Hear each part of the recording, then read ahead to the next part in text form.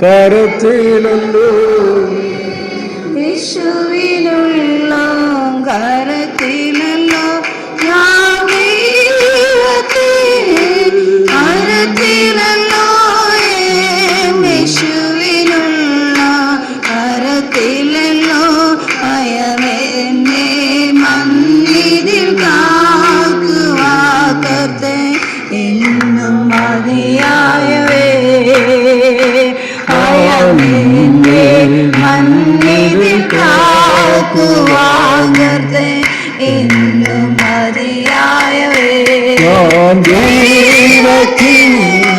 കരത്തിലല്ലോ യേശുവിനുള്ള കരത്തിലല്ലോ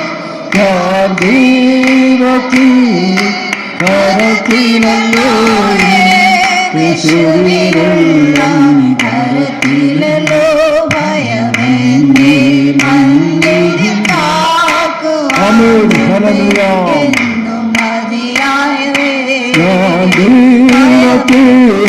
കരത്തിലല്ലോ യേശുവിനുള്ള കരത്തിലല്ലോ കരത്തിലല്ലോ യേശുവിനുള്ള കരത്തിലല്ലോ കരത്തിലല്ലോ യേശുവിനുള്ള കരത്തിലല്ലോ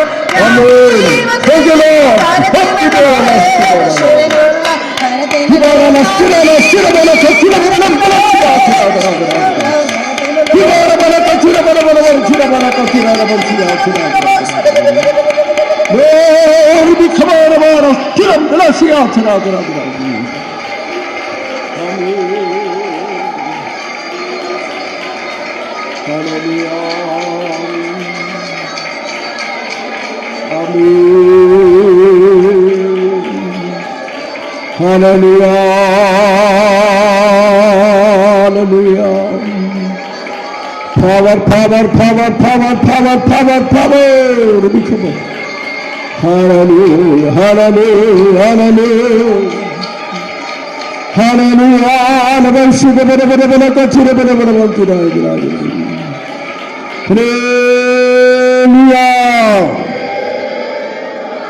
യോഹന്നാന്റെ ലേഖനം 3-ാം അധ്യായം 8-ാം വാക്യവും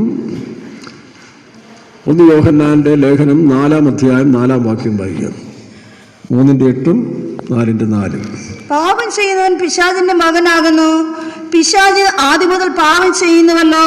പിശാചിന്റെ പ്രവർത്തികളെ അഴിപ്പാൻ തന്നെ ദൈവപുത്രൻ പ്രത്യക്ഷനായി. പിശാചിന്റെ പ്രവർത്തികളെ അഴിപ്പാൻ മനുഷ്യപുത്രൻ പ്രത്യക്ഷനായെന്നാണ്.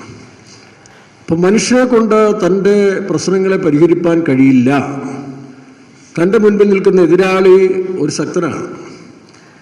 അതുകൊണ്ടാണ് മനുഷ്യനെ സഹായിപ്പാൻ ദൈവപുത്രനായ ക്രിസ്തു ഭൂമിയിലേക്ക് ഇറങ്ങി വന്നത്. ആ ക്രിസ്തുവിനെ കൂടാതെ നമുക്കൊന്നും ചെയ്യാൻ കഴിയില്ലെന്നാണ്. യോഹന്നാന്റെ സുവിശേഷം 15-ാം അധ്യായത്തിൻ്റെ 5-ാം വാക്യത്തിൽ വായിക്കുമ്പോൾ എന്നെ കൂടാതെ നിങ്ങൾക്കൊന്നും ചെയ്യാൻ കഴിയില്ല. കാരണം മനുഷ്യൻ ഫെയിലറാണ്. മനുഷ്യൻ സാത്താൻ്റെ മുമ്പിൽ അല്ലെങ്കിൽ സാത്താൻ്റെ ആലോചനയിൽ വശീകരിക്കപ്പെട്ടവൻ വീണുപോയവനാണ്.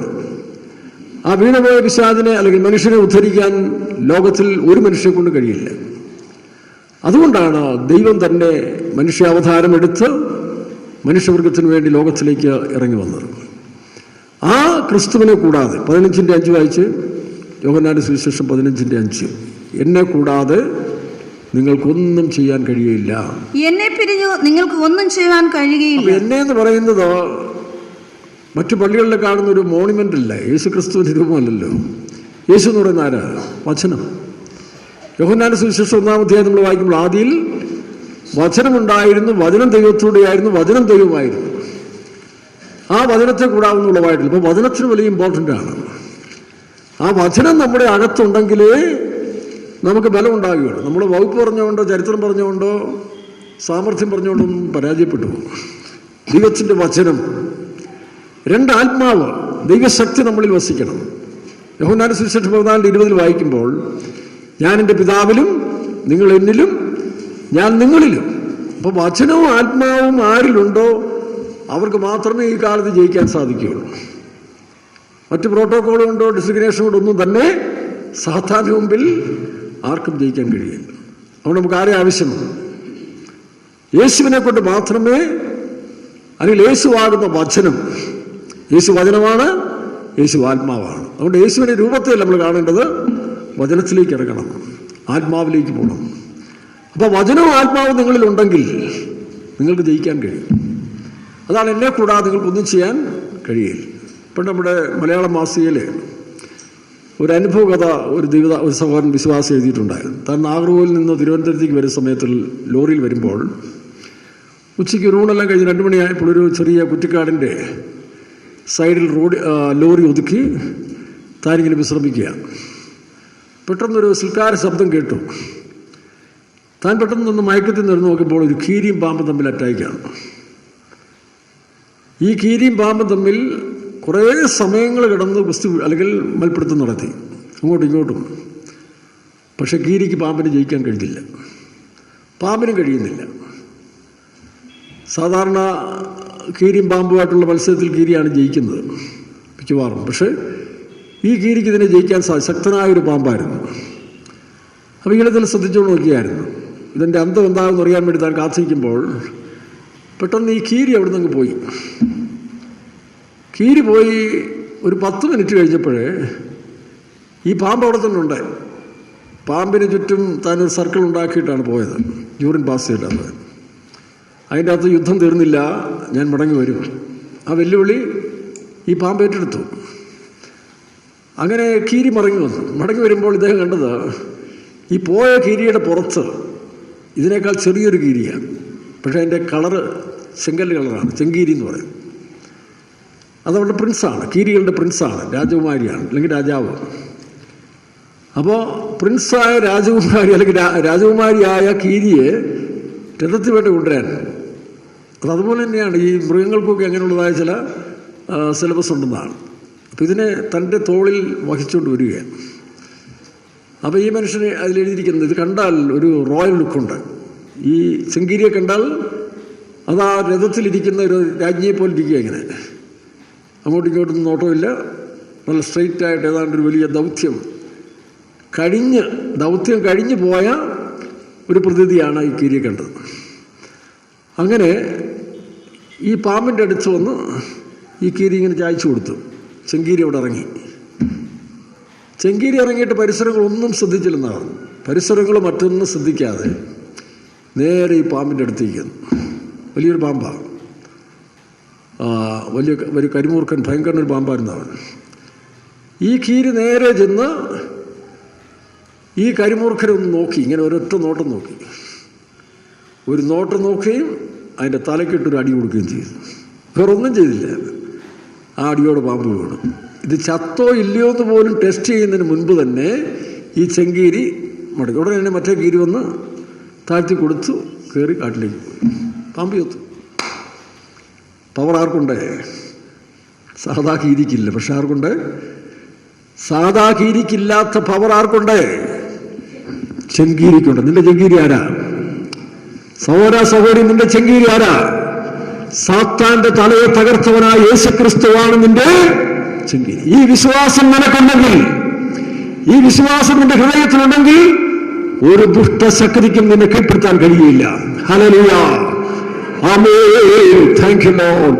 ഞാൻ ദൈവത്തെ കരത്തിലല്ലേ കരത്തിലല്ലോ ഞാൻ ദൈവത്തെ കരത്തിലല്ലേ കരത്തിലല്ലോ ഭയമേനെ മണ്ണിരിൽ കാക്കുവാകത്തെ എന്നും മതിയായ ഭയമേനെ മണ്ണിരിൽ കാക്കുവാകത്തെ എന്നും യോഹന്നാൻ 4-ാം അധ്യായം 4-ാം വാക്യം വായിക്കാം. കുഞ്ഞുങ്ങളെ, നിങ്ങൾ ദൈവത്തിനുള്ളവരാകുന്നു, അവരെ ജയിച്ചുമിരിക്കുന്നു. നിങ്ങളിലുള്ളവൻ ആരിലുള്ളവൻ? ഒരു ദൈവത്തിനകത്തുള്ളവൻ ആരാ? നിങ്ങളിലുള്ളവൻ ലോകത്തിലുള്ളവനേക്കാൾ വലിയവനാവും. വിശ്വസിക്കുന്നോ? ഉള്ളവർ വിശ്വസിക്കും, ഇല്ലെങ്കിൽ അത് കരസ്ഥമാക്കിക്കണം. ഞാൻ പറഞ്ഞില്ല, യേശുവെ കർത്താവെ കർത്താവെന്ന് വിളിക്കുന്നതല്ല, ഈ വചനം ലോഡ് ചെയ്യണം. ദൈവത്തിന്റെ വചനവും വാഗ്ദത്വവും എത്രമാത്രം നീ ലോഡ് ചെയ്യുന്നു, അത് വിശ്വസിക്കുന്നു, അത് പ്രാവർത്തികമാക്കുന്നു, നീ ജയാളിയാണ്. അപ്പൊ യേശു എന്ന് പറഞ്ഞാൽ വചനം. രണ്ടാമത് ആത്മാവിന്റെ ശക്തി. ബലം നിന്നിലുള്ള മനുഷ്യൻ ഭാഗ്യവാൻ. യഹോവയെ കാത്തിരിക്കുന്നവർ, യെശയ്യാ 40-ാം അധ്യായത്തിൽ വായിക്കുമ്പോൾ, യഹോവയെ കാത്തിരിക്കുന്നവർ ശക്തിയെ പുതുക്കും, അവർ കഴുകന്മാരെ പോലെ ചിറകടിച്ചു വരും. അപ്പോൾ നിങ്ങളിലുള്ളവൻ ലോകത്തുള്ളവനേക്കാൾ, എന്നാൽ ആ ക്രിസ്തു നമ്മളിൽ ഉണ്ടാകണമെങ്കിൽ നമ്മളൊരു വിശുദ്ധ മന്ദിരമായി കാണപ്പെടണം. എല്ലാ അശുദ്ധികളെയും നമ്മൾ നീക്കിക്കളയണം. അശുദ്ധി നമ്മിലുണ്ടെങ്കിൽ ഭയം വരുന്നു. നമുക്ക് ഭയം വരുന്നതിന്റെ കാരണം അശുദ്ധി നമ്മളിരിക്കുന്നുണ്ടാണ്, പാപം നമ്മളിരിക്കുന്നുണ്ടാണ്. അതാര് തന്നെയായിരുന്നാലും ശരി, പാസ്റ്റേഴ്സ് ആയിരുന്നാലും ശരി, മദർമാരായാലും ശരി, ഒരു ഭയം നമ്മളിൽ വാഴുന്നെങ്കിൽ വിചാരിച്ചോണം ക്രിസ്തു നിന്നിലില്ല.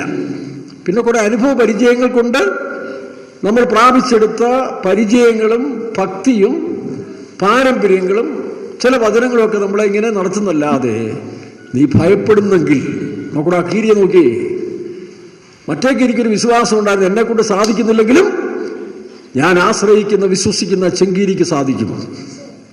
ഇതാണ് നമ്മുടെ വിശ്വാസം. ലോകത്തെ ജയിച്ച ജയമോ നിങ്ങളുടെ വിശ്വാസം. അതുകൊണ്ടാണ് യേശു പറഞ്ഞു, എന്നെ കൊണ്ടല്ലാതെ നിങ്ങൾക്കൊന്നും ചെയ്യാൻ.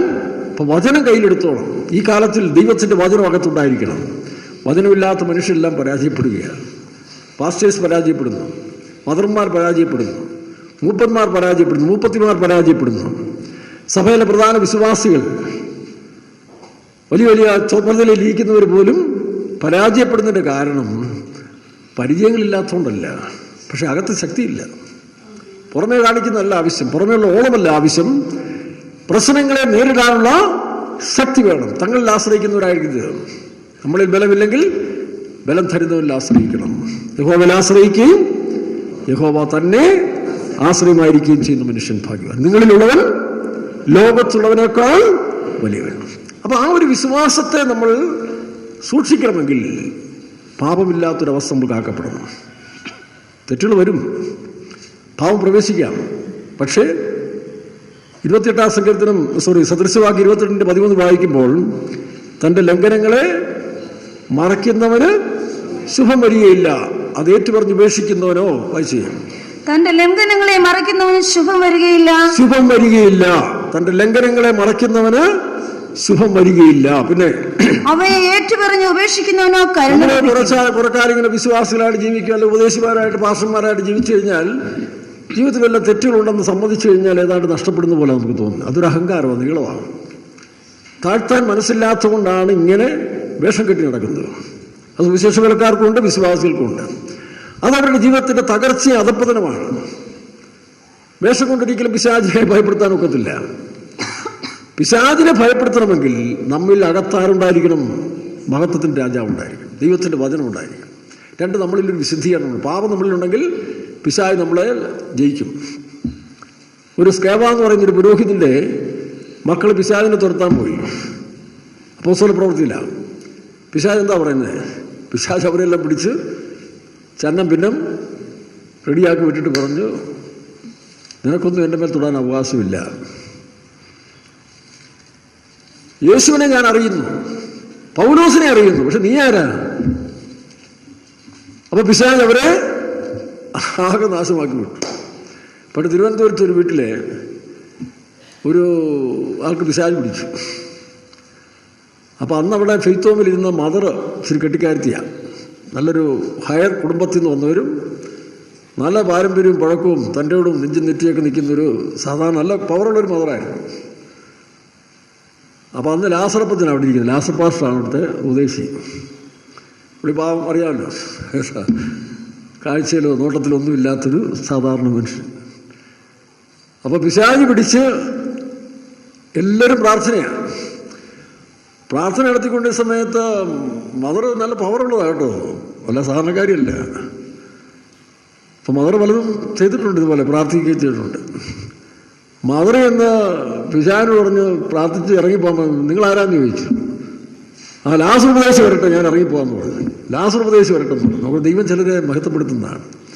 ചിലരെ താഴ്ത്തി കെട്ടാൻ ശ്രമിക്കുമ്പോൾ ദൈവം ചിലർ ഉയർത്തി നിൽക്കുകയാണ്. നടന്ന സംഭവമായി പറയുന്നത്. ആ കാലഘട്ടത്തിലുള്ളൊരു പാസ്റ്റർ എന്നോട് പറഞ്ഞു, പിന്നെ മാസികയിലുണ്ടായിരുന്നു എനിക്ക് തോന്നുന്നു. അപ്പോൾ ലാസർ പാസ്റ്റർ അല്ലെങ്കിൽ ലാസറപ്പച്ചനെ അത്ര മതിപ്പ് ചിലപക്ഷെ അവിടെ കൊടുത്തു കാണത്തില്ലായിരിക്കാം. പക്ഷേ അതിന് ദൈവം കൂടെ അനുവദിച്ചൊരു കേസാണ്. എന്താ, പിശാച് പറയുന്നു, ലാസർ ഉപദേശി വരട്ടെ, ഞാൻ മാറാം, നിങ്ങൾ മാറിയിരിക്കാൻ പറഞ്ഞു. വിശ്വാസികളും അമ്മച്ചിയും മാറി നിന്നുകൊണ്ടിരുന്നു. അപ്പോൾ ഉടനെ പോയി കാർ പിടിച്ചുകൊണ്ട് പോയി ലാസറപ്പത്തിനെ വിളിച്ചുകൊണ്ട് വന്നു. ലാസറപ്പത്തിനെ വിളിച്ചുകൊണ്ട് വന്ന് പുള്ളി വന്ന് കയറി പ്രാർത്ഥിച്ചുകൊണ്ട് പിശാച് പോവുകയും ചെയ്തു. ഒരിക്കലേ ഞാൻ മേപ്പാടത്തിരിക്കുന്ന സമയത്ത് ഒരു വിശ്വാസിയാണ്, മറ്റ് സഭയിലൊരു വിശ്വാസിയാണ്, ഒരാഴ്ചത്തെ മീറ്റിങ്ങിന് നമ്മുടെ കൂടെ വരുന്നു. നമ്മുടെ കൂടെ ഒരാഴ്ചത്തെ മീറ്റിങ്ങിന് വന്ന് പുള്ളിക്ക് വലിയ ഉണർവായ അന്നത്തെ തിരുവത്താഴത്തിന് പുള്ളി ഇരിക്കുകയാണ്. അപ്പോൾ എനിക്കെന്തോ ആത്മഹേമത്തിൽ ഞാൻ പറഞ്ഞു, ശരിയായ ശുദ്ധീകരണം ഇല്ലാത്തവരാരും തിരുവത്താഴം എടുക്കരുത്, വലിയ പ്രോബ്ലം ഉണ്ടാകുന്നു എന്ന് കൂടുതലായിട്ട് പറഞ്ഞു. പക്ഷേ ഈ മറ്റ് സഹോദരൻ അവിടെ നിന്ന് തിരുവത്താഴമൊക്കെ എടുത്ത് ഒരു ഡ്രൈവറാണ്. ഞാൻ പിറ്റേ ദിവസം രാവിലെ കോട്ടയത്ത് പോയി. ഈ സഹോദരനെ രാവിലെ മുതൽ പിശാച് പിടിക്കുന്ന പോലെ കിളകി ഭ്രാന്ത് പിടിച്ച്. അപ്പോൾ പുള്ളി ഒരു AG ചർച്ചിൽ അങ്ങോട്ട് കൂടിയൊരു മനുഷ്യനാണ്. അങ്ങനെ ഒരാഴ്ചത്തെ മീറ്റിങ്ങിനൊന്ന് കൂടിയ ഉണർവിലാണ്, വിശ്വാസിയാണ്. അപ്പോൾ എന്താ സംഭവം, ഒരു പാവപ്പെട്ട മനുഷ്യനാണ്, ശുദ്ധനാണ്. അപ്പോൾ പുള്ളിക്കാരൻ ഈ ഒരാഴ്ച മീറ്റിംഗ് കഴിഞ്ഞതിൻ്റെ ഇടയ്ക്കെങ്ങാണ്ടൊരു ഓട്ടം കൂടിയപ്പോൾ കൂടെ കൊണ്ടുപോയവരെല്ലാം കൂടി ചേർന്ന് പുള്ളിയെ കമ്പനിക്ക് വേണ്ടി ഇച്ചിരി മദ്യപിച്ചു. പക്ഷേ തിരുവത്താഴം കഴിഞ്ഞപ്പോൾ കുറ്റബോധം കൂടി പിശാച് ഇളകി. അങ്ങനെ രാവിലെ മുതൽ വൈകുന്നേരം വരെ പിശാച് ഇളകി. അപ്പോൾ ആ ദേശത്തിൽ അറിയാവുന്നവരെല്ലാം ഒന്ന് പ്രാർത്ഥിച്ചു, പക്ഷെ ഒന്നും സമ്മതിക്കുകയല്ല. പുള്ളി പറഞ്ഞ TPM-ലെ പാസ്റ്റർ വിളിച്ചുകൊണ്ടിരാൻ പറഞ്ഞു. അപ്പോൾ ഞാൻ കോട്ടയത്താണ്. അപ്പോൾ എനിക്ക് ഫോൺ ചെയ്തു. ഞാൻ പിന്നെ വന്നപ്പോൾ 7 മണിയായി. 7 മണിയാകുമ്പോൾ ബസ് സ്റ്റാൻഡിൽ കാറും കാത്ത് കിടക്കുക. അപ്പം ഞാൻ കയറി ചെന്നു. എന്നെ കണ്ട ഉടനെ ഈ പുള്ളി എനിക്ക് വീണിട്ട് പറഞ്ഞു, ഞാൻ പോയേക്കാമെന്ന് പറഞ്ഞു. പുള്ളി അങ്ങ് പോയി സന്തോഷത്തോടെ കഥ തുറന്നു. എനിക്ക് പ്രാർത്ഥിക്കേണ്ടി പോലും വന്നിട്ടില്ല. കഥ തുറന്ന് പുള്ളി ഞാൻ പറഞ്ഞുകൊണ്ട് ബാത്റൂമിൽ കൊണ്ട് കുളിപ്പിക്കാൻ പറഞ്ഞു. കുളിച്ച് പിറ്റേ ദിവസം പറയാം, പാസ്റ്റർ ഇനി ഞാനങ്ങോട്ടില്ല എന്ന് പറഞ്ഞു. ഞാനങ്ങോട്ട് വരുന്നില്ല, പേടിയാന്ന് പറഞ്ഞു. അപ്പം ചില സമയങ്ങളിൽ സാത്താൻ നമ്മുടെ മേൽ അവകാശം സ്ഥാപിക്കാൻ നമ്മുടെ ജീവിതത്തിൽ ലംഘനങ്ങളുണ്ടെങ്കിൽ, ലംഘനങ്ങളുള്ള സാത്താൻ കയറും. യേശു പന്നിയെ അല്ല ഒരു ലെഗ്യോൻ പിടിച്ച പിശാച് പിടിച്ചൊരുത്തിനെ ഓടിച്ചില്ലേ, 2000. ലീജിയോ എന്ന് പറഞ്ഞാൽ റോമൻ ബറ്റാലിയനിലെ 3000-ഉം മറ്റൊരു ഗ്രീക്കുകാരുടെ ഇതിൽ 2000-ആണ്. ഒരു ലെജിയോ എന്ന് പറഞ്ഞാൽ 2000, 3000 ഒരു ബറ്റാലിയനാണ്. അപ്പോൾ ഈ ലെഗിയോൻ ബാധിച്ചെന്ന് പറഞ്ഞാൽ 2000-ത്തിലധികം അല്ല 3000-ഓളം പിശാചുക്കൾ കയറിയ ഒരു മനുഷ്യയാണ് യേശു തുരത്തിയത്. അപ്പോൾ യേശു തുരത്തിയ ഉടനെ പിശാച് റിക്വസ്റ്റ് ചെയ്തു, ഇല്ലാണ്ട് ആ മേഞ്ഞ് നടക്കുന്ന പന്നിയിലേക്ക് ഞങ്ങൾ കയറട്ടെ എന്ന് ചോദിച്ചു. യേശു അനുവദിച്ചു. 3000 പന്നികളും അല്ലെങ്കിൽ അവിടെ ഉണ്ടായിരുന്ന മുഴുവൻ പന്നികളിലേക്കും പിശാച് കയറിപ്പോയി കടലിൽ പോയി വീട് ചത്തു. പണ്ടൊക്കെ ആരംഭ സമയത്ത് എനിക്ക് ആ ഭാഗ്യം വായിച്ചു യേശു പിടിച്ചിട്ട് നീരസം തോന്നി. എന്ത് അന്യായ കർത്താവേ കാണിച്ചത്, ഒരു മനുഷ്യന് എത്ര രൂപ മുടക്കിയായിരിക്കും 3000 പന്നി. ഈ യേശു പിശാചിനെ ഓടിച്ച് അവന് നഷ്ടമായില്ലെന്നൊക്കെ ഞാൻ ചിന്തിച്ച സമയമുണ്ട്. എന്നാൽ പിന്നീട് ശരിക്കും ബൈബിൾ പഠിക്കാൻ തുടങ്ങിയപ്പോൾ ആവർത്തന പുസ്തകത്തിലുണ്ട് ഇസ്രായേൽ ജനം പന്നി വളർത്തരുത്. അപ്പം പന്നി വളർത്തരുന്നുള്ളതായ നിയമലംഘനമാണ് അവർ കാണിച്ചിരിക്കുന്നത്. അതാണ് പിശാച് യേശുവോട് പറഞ്ഞത്, എനിക്കവിടെ പ്രവേശിക്കാതെ എൻ്റെ അവകാശമാണ്. അവിടെ സുവിശേഷ വേലക്കാരായാലും വിശ്വാസികളായാലും പ്രമാണം തെറ്റിയാൽ സാത്താന് നമ്മുടെ മേൽ അവകാശമുണ്ട്.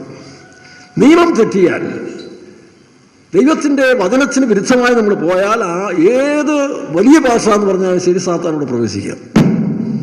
പത്രോസിൽ സാത്താൻ കയറിയില്ലേ? കാരണം ലംഘനമുണ്ട്. കേട്ടില്ലേ, മേശപ്പുറത്തൊക്കെ നമ്മൾ ചില സമയത്ത് മധുരം, പഞ്ചസാര, മുട്ടായി, തേന്, ഇങ്ങനെ വിവിധ തരത്തിലുള്ളതായ മധുരം വീഴുമ്പോൾ നിങ്ങൾ കണ്ടിട്ടില്ലേ, അതിനനുയോജ്യമായ ഉറുമ്പാണ് വരുന്നത്. ചിലപ്പോൾ കട്ടുറുമ്പ് വരും, കറുത്തുറുമ്പ് വരും, വലിയ ഉറുമ്പ് വരും. അതെങ്ങനെ കണ്ടുപിടിക്കുന്നു? ഓരോന്നിനും ഓരോ ഇക്വേഷൻസ് ഉണ്ട്. അപ്പം നമ്മളിലെ പ്രവേശിക്കുന്ന പാപത്തിൻ്റെ നിലവാരം അനുസരിച്ച് സാത്താൻ നമ്മളോട് കൊടുക്കും. അപ്പം ഇവിടെല്ലാം ഒറ്റ വഴിയേ ഉള്ളൂ, പാപങ്ങൾ ഏറ്റുപറയുക. ഇനി പാപം അകത്തിരുന്നാൽ നമ്മുടെ അസ്ഥികൾക്ക് പോലും ദ്രവത്വം ഉണ്ടാകുമെന്ന് പറഞ്ഞിരിക്കുന്നു. 32-ാം സങ്കീർത്തനം വായിച്ച് 1-ാം വാക്യം മുതൽ വായിച്ചു, 32-ന്റെ 1 മുതൽ അവിടെ വായിക്കുമ്പോൾ ബൈക്ക് വയല്. ലംഘനം ക്ഷമിച്ചും പാപം മറിച്ചും കിട്ടിയവൻ ഭാഗ്യവാൻ. വയല്. യഹോവ അകൃത്യം കണക്കിടാതെയും ആത്മാവിൽ കപടമില്ലാതെയും ഇരിക്കുന്ന മനുഷ്യൻ ഭാഗ്യവാൻ. അപ്പൊ ലംഘനം ക്ഷമിച്ചും പാപം ഒഴിച്ചും കിട്ടിയവൻ ഭാഗ്യവാൻ. അതാണ് വായിക്കാം. ഞാൻ മിണ്ടാതിരുന്നപ്പോൾ നിത്യമായ നിരക്കത്താൽ എന്റെ അസ്ഥികൾ ക്ഷയിച്ചു പോയി. നമ്മുടെ വെറുതെ എന്തിനാ നമ്മുടെ ആരോഗ്യം കളയുന്നത്? പാപം അകത്തിരിക്കുന്നെങ്കിൽ നമുക്ക് ശത്രുത കൂടും, ക്ഷമിക്കാൻ സാധിക്കത്തില്ല. ഒരാൾ ക്ഷമ ചോദിച്ചാലും നിനക്ക് ക്ഷമിക്കാൻ കഴിയാത്തൊരു കാരണം ക്ഷമ ചോദിച്ചോട് കുറ്റമല്ല, നിന്റെ അകത്ത് പാപം ഇരിക്കുന്നു. നിന്റെ അകത്ത് പാപം ഇരിക്കുന്നതുകൊണ്ടാണ്, അശുദ്ധി ഇരിക്കുന്നതുകൊണ്ടാണ് ഒരാൾ വന്ന് മനഃപൂർവ്വം ക്ഷമ ചോദിച്ചാലും തൽക്കാലം ക്ഷമിക്കും, പക്ഷെ പിന്നെ ഇങ്ങനെ അകത്തുനിന്നിങ്ങനെ എന്തു പറയും, ഏമ്പക്കം വരുന്ന പോലെ വന്നുകൊണ്ടിരിക്കും. അതിൻ്റെ കാരണം നമ്മുടെ പാപം, നമ്മുടെ അകത്തത്തെ പാപം ക്ഷമിച്ചില്ല. കാരണം ഞാൻ ഏതാണ്ട് വലിയ ആളാണെന്നൊരു തോന്നൽ, എനിക്ക് ക്ഷമ ചോദിക്കേണ്ടതോ ഏറ്റുപറയേണ്ട ആവശ്യമില്ല എന്നുള്ള അഹന്ത. താട്ട് വായിക്കാം. എന്റെ മജ്ജ വേനൽക്കാലത്തിലെ ഉഷ്ണത്താൽ എന്ന പോലെ വച്ചിപ്പോയി. ഞാൻ എന്റെ പാപം നിന്നോട് അറിയിച്ചു. നോക്കണം, വേനൽക്കാലത്ത് മജ്ജ വറ്റിപ്പോകുന്ന പോലെ വറ്റിപ്പോകുന്ന, അതാണ് പല രോഗത്തിൻ്റെയും കാരണം. അമേരിക്കയിൽ ഒരു സൈക്കാട്രിസ്റ്റ് വ്യൂഹം തന്നെ ഈ സൈക്കോ അനാലിസിസിൻ്റെ ഇതിൻ്റെ മെൻ്റൽ സ്റ്റാറ്റസിനെ കുറിച്ച് അവർ സ്റ്റഡി ചെയ്തതിന് ശേഷം അവർ ബില്ലി ഗ്രാമിൻ്റെ how to handle the good conscious എന്ന് പറഞ്ഞൊരു പുസ്തകമുണ്ട്. ഇതാണ് അവിടെ ഡോക്ടർമാർക്ക് പഠിപ്പിക്കാനുള്ളത്. അപ്പോൾ മനസാക്ഷിയിലാണ് ഇതിൻ്റെ ആദ്യ തുടക്കം. അപ്പോൾ മനസാക്ഷി ക്ലിയർ ചെയ്താൽ പല രോഗങ്ങൾക്കും വിടുതലുണ്ടെന്നാണ് പറയുന്നത്. അതുകൊണ്ടാണ് നമ്മൾ ഒരിക്കലും പാപം അകത്ത് വസിപ്പിക്കരുത്. ഒരു മനുഷ്യനോട് നമ്മുടെ കയ്പം തിന്മ ഉണ്ടാകരുത്. ഉള്ള നേരെ പറഞ്ഞു തീർത്തേക്കണമെങ്കിൽ ലേശു പറഞ്ഞു, നിന്റെ സഹോദരനോടോ സഹോദരിയോടോ എന്തെങ്കിലും ഉണ്ടെങ്കിൽ അപ്പോൾ തന്നെ പറഞ്ഞു തീർത്തേക്കണം. അതല്ലേ മെത്തേഡ്. അത് വർഷങ്ങൾ കൊണ്ട് ഇടന്നാൽ അത് അപകടമാണ്. അവസാനം നമ്മളിൽ തന്നെ പല രോഗങ്ങൾക്ക്, ക്യാൻസറും മറ്റ് പല രോഗങ്ങൾക്കും എല്ലാം അതിന് മുഖാന്തരമായി. ഞാൻ തന്നെ അനുഭവസ്ഥനാണ്. എൻ്റെ തലയ്ക്കകത്ത് ഞാൻ ഒരുപാട് വേണ്ടാത്തെല്ലാം വായിച്ചും പഠിച്ചും പല വിധിയുമൊക്കെ ഉണ്ടായിരുന്നൊരു കാലം ഉണ്ടായിരുന്നു. മറ്റുള്ളവരെ ജഡ്ജ് ചെയ്യുന്നതൊക്കെ കുറേ കഴിഞ്ഞ് എൻ്റെ തല പഴുക്കാൻ തുടങ്ങി. ബ്രെയിൻ ക്യാൻസർ പോലെ വന്ന് 3 വർഷം അതിൻ്റെ എഫക്റ്റ് ഉണ്ടായിരുന്നു. പക്ഷെ എനിക്കറിയാം ദൈവം എനിക്ക് നന്മ ചെയ്യുമായിരുന്നു. അകത്ത് വേണ്ടാത്തെല്ലാം കത്തിച്ച് കളഞ്ഞുകൊണ്ടിരിക്കുകയായിരുന്നു. അപ്പോൾ ആ സമയം ഞാൻ പറഞ്ഞില്ല, എൻ്റെ മുഖമെല്ലാം കരിക്കട്ട പോലെ കറുത്തു. കാരണം ഇതിനകത്ത് ബേണിങ് നടന്നുകൊണ്ടിരിക്കുക, ബേണിങ് പ്രോസസ്സ്. ആൾക്കാരെല്ലാം കണ്ട് അതിശയപ്പെട്ടു പോയി. ഞാൻ സാരമില്ല, ഇതെല്ലാം കഴിഞ്ഞ് ശുദ്ധീകരിച്ചാൽ വെളി വരും. ഗ്രഹണം ബാധിച്ച സൂര്യൻ ഗ്രഹണം വിട്ട് വെളി വരുന്ന പോലെ വരും. ഇതെൻ്റെ ഒരു ശുദ്ധീകരണ കാലമാണെന്ന് പറഞ്ഞു. അപ്പോൾ അവിടെ വളരെ ബുദ്ധിയോടെ ജീവിക്കണം. മറ്റുള്ളവരുടെ തിന്മകളും അശുദ്ധികളും നമ്മളെന്ത് ഏറ്റെടുത്ത് നടക്കുന്നത്? നമ്മളെന്നെ വേസ്റ്റ് കൊട്ടയാണ്. ഇവിടെ ഞാൻ ഒരാളോട് പറഞ്ഞു, മേലാൽ അവരെൻ്റെ കുറ്റമായിട്ട് പറഞ്ഞുകൊണ്ട് എൻ്റെ അടുത്ത് പറയരുത്, ശാസന കിട്ടുമെന്ന് പറഞ്ഞു. ഞാൻ പ്രായം നോക്കത്തില്ലെന്ന് പറഞ്ഞു. നിങ്ങൾക്ക് എന്തുകൊണ്ട് ക്ഷമിക്കാൻ കഴിയത്തില്ല? ഞാനത് നിങ്ങളുടെ ചവിട്ടുകൊട്ടയാണ്, ഡസ്റ്റ് ബിന്നാണ് എന്ന് ചോദിച്ചു വിട്ടു. പിന്നെ തൊന്തരവില്ല. ചിലർ അച്ഛനിരുന്ന് കാശും കൊടുത്ത് ഫോൺ വെച്ച് ഇങ്ങനെ കേട്ടോണ്ടിരിക്കുക. എന്തിനാ അവർ എന്ത് വിഡ്ഢികളാന്ന് നോക്കി. ഇവിടെ നിന്റെ മൈൻഡല്ലേ പോകുന്നേ. Your mind should be correct from the simplicity of Christ. ഇതിനാരെങ്കിലും ബുദ്ധിയുള്ളവർ ചെയ്യുമോ? അപ്പോൾ ഫ്രണ്ട്ഷിപ്പ് കുറയും, ഫോൺ വിളി കുറയും, കാശും ലാഭം, സമയം ലാഭം, എല്ലാം നല്ലതായി. നമുക്ക് ഏറ്റവും ബന്ധം നമ്മുടെ യേശുവായിട്ട് തൻ്റെ വചനവും ആത്മാവായിട്ട് പോകാൻ സാധിക്കും. അല്ലെങ്കിൽ അസ്ഥിയിലെ ആ മജ്ജ വറ്റിപ്പോയിക്കൊണ്ടേയിരിക്കും. ഉള്ള ബലം നീ മറ്റുള്ളവർ കൊടുക്കരുതാണ്. അന്യന്മാർക്ക് നിന്റെ ഊറ്റ് വിട്ടു കൊടുക്കരുത്. നമുക്ക് തന്നിരിക്കുന്ന അഭിഷേകവും ശക്തിയും കൃപയും ആരോഗ്യവും ഒക്കെ നല്ല കാര്യത്തിന് വേണ്ടി, നല്ല പ്രവൃത്തികൾ ചെയ്യാൻ വേണ്ടി നമ്മൾ വിനിയോഗിച്ചുകൊണ്ടേയിരിക്കും. അത് പിന്നീടും പല സ്ഥലത്ത് നമ്മൾ കാണുന്നുണ്ട്. 32 താഴോട്ട് വായിച്ച്. ഞാൻ നിന്റെ പാപം നിന്നോട് അറിയിച്ചു. എന്റെ അകൃത്യം മറച്ചതുമില്ല. ഇത് മറച്ചു വെച്ചിട്ട് ആരും എന്തെടുക്കാന്? നമ്മളൊരു പക്ഷേ ചിലപ്പോൾ ഞാൻ കുറ്റവാളിയാണ്, കുറവുണ്ട്, ചില ദോഷങ്ങളുള്ളവരാന്ന് പറഞ്ഞാൽ ചിലപ്പം ക്ഷമിക്കപ്പെടാത്ത പാപികൾ നമ്മളെ ജഡ്ജ് ചെയ്യും. അവരവരുടെ പണി നോക്കട്ടെ. നമ്മൾ ഫ്രീ ആയില്ലേ? നമുക്ക് നമ്മുടെ ഫ്രീ അല്ല ആവശ്യം, നാട്ടുകാരുടെ സപ്പോർട്ടാണ്. അപ്പോൾ നമ്മുടെ ക്ലിയറൻസിന് വേണ്ടി വേണം ഈ ദിവസം ജീവിക്കാൻ. 51 സങ്കീർത്തനം വായിച്ചു നോക്കി. അപ്പോൾ ഈ ബില്ലിഗ്രാമിൻ്റെ പുസ്തകത്തിൻ്റെ പ്രധാന ടോപ്പിക് 51 സങ്കീർത്തനമാണ്. എങ്ങനെയാണ് മനുഷ്യൻ്റെ മനസ്സാക്ഷിയെ കൈകാര്യം ചെയ്യുന്നത്? അത് 58 സങ്കീർത്തനം, 51 സങ്കീർത്തനം, 38 സങ്കീർത്തനം. 51 സങ്കീർത്തനം 5-ാം വാക്യം വായിച്ചു. ഇതാ ഞാൻ അകൃത്യത്തിൽ ഉരുവായി. സൗകര്യം ഇങ്ങോട്ട് മുന്നോട്ട് കയറിയില്ല, ബൈബിൾ വായിക്കുന്ന തിരിച്ചിട്ട് മുന്നോട്ട് കയറിയില്ല. അപ്പോൾ പാപത്തിൽ നോക്കട്ടെ, ഇത് സമ്മതിക്കണം. ഞാൻ കൊണ്ടത്തെ ആളാന്ന് പറഞ്ഞ് നടക്കരുത്, ഞാൻ ഏതാണ്ട് വലിയ പുള്ളിയാന്ന് പറഞ്ഞ് നടക്കരുത്. നിനക്കെന്താ ഗുണമുണ്ടാകുന്നത്? അപ്പോൾ നമ്മുടെ തെറ്റുകളെ സമ്മതിച്ചുകൊണ്ട് നമ്മൾ താഴ്ത്തി പോകുമ്പോൾ ദൈവം നമുക്ക് കൃപ തരും, നമ്മുടെ ലംഘനങ്ങൾ ക്ഷമിക്കും. അതാട്ട് വായിക്കാം.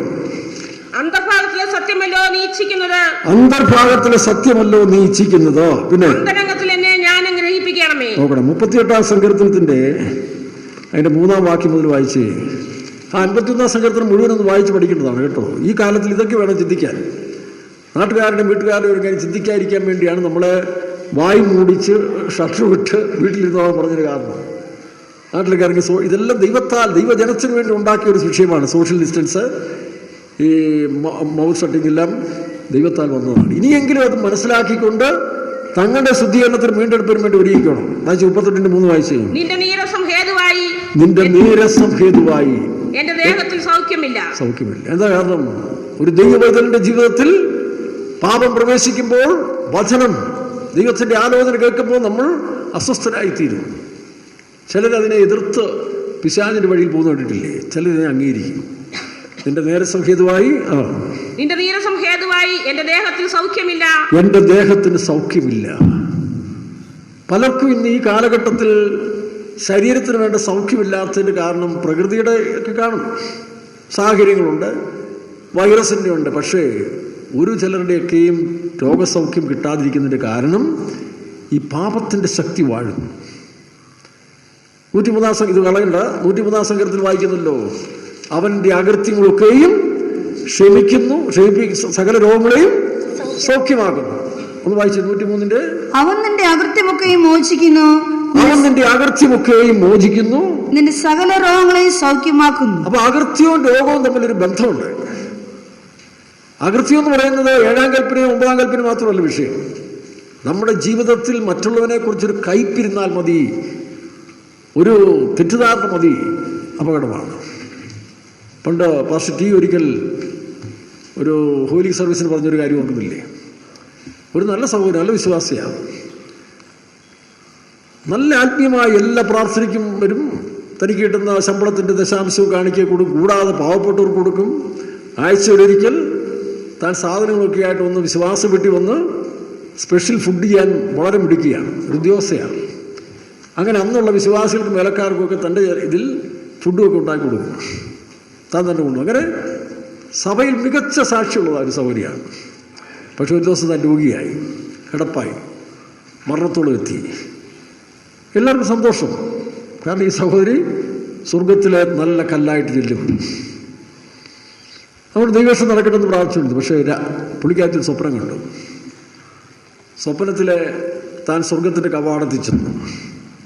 ഒരു ദൂതൻ പറഞ്ഞു, നിനക്കിവിടെ സ്ഥാനമില്ല. അയ്യോ കർത്താവേ, ഞാൻ എല്ലാ മീറ്റിങ്ങും അറ്റൻഡ് ചെയ്യുന്നു, ഞാൻ കള്ളം പറയുന്നില്ല, അങ്ങനെ ചെയ്യുന്നു, എല്ലാം ഒരുപാട് നിറച്ചി, പക്ഷേ നിനക്കിവിടെ പ്രവേശിക്കാൻ കഴിയില്ല എന്ന്. ഹിന്ദുമാർഗത്തിൽ നിന്ന് ഒരു സൗകര്യമാണ്. കുറച്ച് നാൾ മുമ്പ് ഈ അഭിഷേക ശക്തിയെല്ലാം ഉണ്ടായിരുന്ന സമയത്തിൽ തൻ്റെ ജ്യേഷ്ഠത്തി, ഒരു ഹിന്ദു സഹോദരി, താനുമായിട്ട് ഏതാണ്ട് തർക്കവിഷയം ഉണ്ടായി. ഇവർ വളരെ പൗരുഷമായി സംസാരിച്ച് കുറേ അധികമായിട്ട് അവരെ വേദനിപ്പിച്ചിട്ട് താൻ തിരിച്ചു വരികയും ചെയ്തു. അപ്പോൾ തനിക്കൊരു ചിന്ത, ഞാനൊരു ദൈവവൈതലാണ്, അവൾ ഹിന്ദുവാണ്, അല്ലെങ്കിൽ ഒരു ജാതീയ രക്ഷിക്കപ്പെടാത്തുള്ളല്ലേ, പിന്നെ നമ്മുടെ ഭാഷ പറഞ്ഞാൽ ചിലർ പറയുന്ന പോലെ പിശാചിൻ്റെ സന്തതികളല്ലേ, ഇവരോടൊക്കെ നമ്മളിനി താഴേണ്ട ആവശ്യമില്ല എന്ന് പറഞ്ഞു ആ മനോഭാവത്തോടെ. പക്ഷെ സ്വർഗം അവളെ ഓർപ്പിച്ചു, നീ നിന്റെ അനിയത്തിയോട് നിരപ്പ് പ്രാപിക്കാതിരിക്കുന്നത് കൊണ്ട് നിന്നെ ഇവിടെ പ്രവേശിക്കാൻ കഴിയില്ല. അപ്പോൾ കാലെല്ലാം തളർന്നു കിടക്കുക. അപ്പോൾ കർത്താവിനോട് പറഞ്ഞു, പ്രാർത്ഥിച്ചു, എനിക്കൊരു അവസരം തരണം, എൻ്റെ സഹോദരിയോട് നിരപ്പ് പ്രാപിക്കാൻ എനിക്കൊരു അവസരം തരണം. അങ്ങനെ വീണ്ടും തനിക്ക് സംസാരിക്കാൻ സമയം കൊടുത്തു. ഫോണിൽ കൂടെ സംസാരിച്ചു, സഹോദരിയോട് സംസാരിച്ച് ആ സഹോദരി നിലവിളിച്ച് കരഞ്ഞു. തൻ്റെ ഈ സഹോദരിയുടെ സ്നേഹവും സന്തോഷവും അവരോടി വന്നു. അവിടെ ഭർത്താവ് കൂടെ വന്നു. ഇവരെഴുന്നേറ്റ് സൗഖ്യം പ്രാപിച്ച് കുറേ നാൾ ജീവിച്ചു. ആ കുടുംബവും വിശ്വാസത്തിൽ വരാനിടയായി. നമ്മൾ ചിന്തിക്കുന്ന പോലെ അല്ല കേട്ടോ. എന്തെങ്കിലുമൊക്കെ കാട്ടിക്കൂട്ടി സ്വർഗത്തിൽ ചെല്ലാം, നിങ്ങൾ ബന്ധുക്കോസുകാരാ, ജീവിതകാലം മുഴുവൻ വെള്ളവസ്ത്രം ധരിച്ചവരാ, അല്ലെങ്കിൽ മീശ പഠിച്ചവരാ, ഇങ്ങനെ കുറേ നിറച്ചൊന്നും കാര്യമില്ല. മത്തായിയുടെ സുവിശേഷത്തിൽ വായിക്കുമ്പോൾ, ലൂക്കോസ് സുവിശേഷം 18-ാം അധ്യായം വായിച്ച് അതിനകത്ത് 10-ാം വാക്യം മുതൽ നമ്മൾ വായിക്കുമ്പോൾ, ലൂക്കോസ് സുവിശേഷം 18-10 മുതൽ വായിക്കുമ്പോൾ 2 പേര് ദേവാലയത്തിൽ നിന്ന് പ്രാർത്ഥിക്കുന്നത് കാണുന്നുണ്ട്. ഇത് പ്രത്യേകിച്ച് ഈ പെന്തിക്കോസുകാർ മിഷനും മറ്റ് പെന്തിക്കോസുകാരും കേൾക്കേണ്ട ഒരു വിഷയമാണ്. നല്ലൊരു എക്സാമ്പിൾ യേശു തന്നെ പറഞ്ഞതാണ്. സ്വയം ഭക്തന്മാരെന്നും സ്വയം വിശുദ്ധന്മാരെന്നും നീതീകരിക്കുന്നവർക്ക് വേണ്ടി തന്നെ എഴുതിയിരിക്കുന്ന ഒരു വിഷയമാണ്. വായിച്ചേ. 2 മനുഷ്യൻ പ്രാർത്ഥിപ്പാൻ ദേവാലയത്തിലേക്ക് പോയി. 2 മനുഷ്യർ പ്രാർത്ഥിപ്പാൻ ദേവാലയത്തിൽ പോയി. നോക്കണം അടുത്തത്. ഒരുത്തൻ പരീശവൻ, മറ്റവൻ ചുങ്കക്കാരൻ. പരീശൻ എന്ന് പറഞ്ഞാൽ സഭയിലെ പ്രാധാന്യ 1-ാം ഗ്രേഡ് വിശ്വാസി അല്ലെങ്കിൽ 1-ാം ഗ്രേഡ് വേലക്കാരൻ. അതാണ് ഈ പരീശൻ എന്ന് പറയുന്നത്. വായിക്കാം. പരീശൻ നിന്നുകൊണ്ട് തന്നോട് തന്നെ. നോക്കണം, പരീശന്റെ പ്രാർത്ഥന കേട്ടാൽ മരം ചായ്ഞ്ഞു പോകും. ഫ്ലവറി വേഴ്സസ് ഒക്കെ ഉപയോഗിച്ചങ്ങോട്ട് പ്രാർത്ഥിക്കുന്ന പ്രാർത്ഥന കേട്ടാൽ കോരിത്തരിച്ചു പോകും. പക്ഷേ പ്രാർത്ഥന അങ്ങോട്ട് പോകുന്നില്ല, തന്നോട് തന്നെയാണ്. തന്നെ നീതീകരിച്ചാണ് പ്രാർത്ഥന. വായിക്കാം. ദൈവമേ പിടിച്ചു പറിക്കാൻ. വിളിക്കുന്ന ദൈവത്തെയാണ്. നോക്കണം, ദൈവമേ പിടിച്ചു പറിക്കാൻ നീതി കെട്ടവർ, വ്യഭിചാരികൾ മുതലായവ ശേഷം മനുഷ്യരെ പോലെയോ. ശേഷം അപ്പൊ മനുഷ്യരെല്ലാം ഇവൻ ഏത് കാറ്റഗറിയിലാക്കി? വ്യഭിചാരികൾ, പിടിച്ചു പറിക്കാൻ, കള്ളന്മാരാക്കി തന്റെ പ്രാർത്ഥനയാണ്. അടുത്തത്, ഈ ചുങ്കക്കാരനെ പോലെയോ ഞാൻ അല്ലായികയാൽ നിന്നെ വായിക്കപ്പോൾ വേറൊരുത്തൻ പള്ളിക്കകത്ത് കയറാതെ പള്ളിയുടെ പുറത്ത് നിന്ന് ഇങ്ങനെ ഉണങ്ങിട്ട് പോകുന്ന കണ്ടിട്ടില്ലേ? അങ്ങനെയുള്ള മനുഷ്യരുണ്ടല്ലോ. ആ ദൈവഭയത്തിൽ പുറത്ത് നിന്ന് ഉണങ്ങിട്ട് പോകും. അങ്ങനെ ഒരു ചുങ്കക്കാരൻ നിന്ന് പുറത്ത് നിൽക്കുകയാണ്. പീലം കണ്ടു, തിരിഞ്ഞു എന്നിട്ട് പറഞ്ഞു, ഈ ചുങ്കക്കാരനെ പോലെയുമല്ല ഞാൻ, ശരിയായ ഒരു TPM വിശ്വാസിയാണ്. TPMലെ സൺഡേ സ്കൂൾ ടീച്ചറാണ്, അല്ലെങ്കിൽ ഹെഡ് മാസ്റ്ററാണ്, അല്ലെങ്കിൽ ഉപദേശിയാണ്, മൂപ്പനാണ്, പാസ്റ്ററാണ്. ഇങ്ങനെയുള്ള വേണ്ടാത്ത ഈ സ്ഥാനവും മാനവും എല്ലാം പറഞ്ഞ് പ്രാർത്ഥിക്കുന്നവനും അങ്ങനെ ചിന്തിച്ച് പ്രാർത്ഥിക്കുന്നവൻ തന്നെ എന്ത് സംഭവിക്കുമെന്ന് ചിന്തിച്ചോണം. വായിക്കാം. ആഴ്ചയിൽ 2 വട്ടം ഉപവസിക്കുന്നു. നമുക്ക് പിന്നെ ഈ കാലത്ത് ഒന്നും പറയാനൊന്നും അറിയത്തില്ല. ആഴ്ചയിൽ 2 വട്ടം പോയിട്ട് ഒരു നേരം ഉപവസിക്കുന്ന എത്ര പേരുണ്ട് ഇപ്പം? ആഴ്ചയിൽ 2 വട്ടം ഉപവസിക്കുന്നു. പിന്നെ പുള്ളിയല്ല, ഇവൻ കുറഞ്ഞ പുള്ളിയല്ല, തൻ്റെ മതഭക്തിയിൽ അവിടുത്തെ പ്രമാണങ്ങളെ കൃത്യമായി പാലിക്കുന്നവനാണ്. ആഴ്ച 2 വട്ടം ഉപവസിക്കുന്നു. പിന്നെ നേടുന്നതിലൊക്കെയും പതാരം കൊടുത്തു വരുന്നു. നേടുന്നതിലൊക്കെയും എന്തെല്ലാം കിട്ടുന്നു. അപ്പം നിങ്ങളിൽ പലരെക്കാളും അവൻ ശ്രേഷ്ഠനാണ്, അല്ലേ? നിങ്ങൾ ആരെങ്കിലും 2 ദിവസം ഉപവസിക്കുന്നവർ ഉയർത്തിക്ക്. ആഴ്ച 2 പ്രാവശ്യം ഉപവസിക്കുന്നവര് 2 ദിവസം കൃത്യമായിട്ട് ഉപവസിക്കുക. ഉപവസിക്കുന്നുണ്ടോന്നാ ചോദിച്ചു. അപ്പോൾ ഒരു സൗകര്യമുണ്ട്. ഓട്ടെ, അടുത്തത്. ഇനി കിട്ടുന്നതിലെല്ലാം മാറ്റിവെച്ച് കൊടുക്കുന്നവരെത്രയുണ്ട്? ഉയർത്തുണ്ട്. കാരണം മിക്കവാറും ആരും കാണാൻ സാധ്യതയില്ല. അതുകൊണ്ട് അത് പിന്നെ പോട്ടെ. അടുത്തത്. പാപിയായി എന്നോട് കരുണയുണ്ടാകണമേ എന്ന് പറഞ്ഞു. ഇല്ലല്ലോ, വായിച്ച് ദൂരത്ത് നിന്നുകൊണ്ട് ഇല്ല, വൈര് പാതാരം കൊടുക്കുന്നു. എന്നിങ്ങനെ പ്രാർത്ഥിച്ചു. നോക്കണം, അപ്പൊ പ്രാർത്ഥനയിൽ തങ്ങൾക്കൊരു ശൈലിയുണ്ട്. പെന്തിക്കോസുകാർക്കൊരു ശൈലിയുണ്ട്, TPMകാർക്ക് പ്രത്യേകിച്ച് ഈ കാലഘട്ടത്തിലൊരു ശൈലിയുണ്ട്. എല്ലാവർക്കും അല്ല, കുറെ പേർക്ക്. സൂക്ഷിച്ചോണം, ഒരെണ്ണം സ്വർഗത്തിന്റെ പടിവാതിൽ കാണത്തില്ല കേട്ടോ. വേലക്കാരായാലും ശരി, വിശ്വാസികളായാലും ശരി, ഈ പരീശന്റെ ആത്മാവോട് നടക്കുന്ന ഒരൊറ്റ വേലക്കാരും വിശ്വാസികളും സ്വർഗത്തിന്റെ പടിവാതിൽ കാണുമെന്നുള്ളതല്ല. KV ദാനിയേൽ ഭാഷ പറഞ്ഞ പോലെ മിഖായേൽ അവരെങ്ങനെ നരകത്തിൽ വിടുന്ന കഴിഞ്ഞ ദിവസം കേട്ടല്ലോ. ദൈവത്തിന് സ്തോത്രം. എന്നാൽ ഈ വകുപ്പൊന്നും പറഞ്ഞവനെല്ലാം തള്ളപ്പെട്ടു. വകുപ്പും പറഞ്ഞുകൊണ്ട് നടക്കുക. ഞങ്ങൾ മറ്റു പെന്തിക്കോസുകാരെ പോലല്ല, ഞങ്ങളെല്ലാം വെള്ള വസ്ത്രധാരികളാണ്. എടാ, നിന്റെ അകം വെള്ളയാണോ? അവിടെ കർത്താവ് നോക്കുന്നു. കർത്താവ് വെള്ളവസ്ത്രം ധരിച്ചോണ്ടൊന്നും അല്ലല്ലോ നടന്നു, അവസാനം രക്താംബരം ധരിച്ചാണ്, അല്ലേ?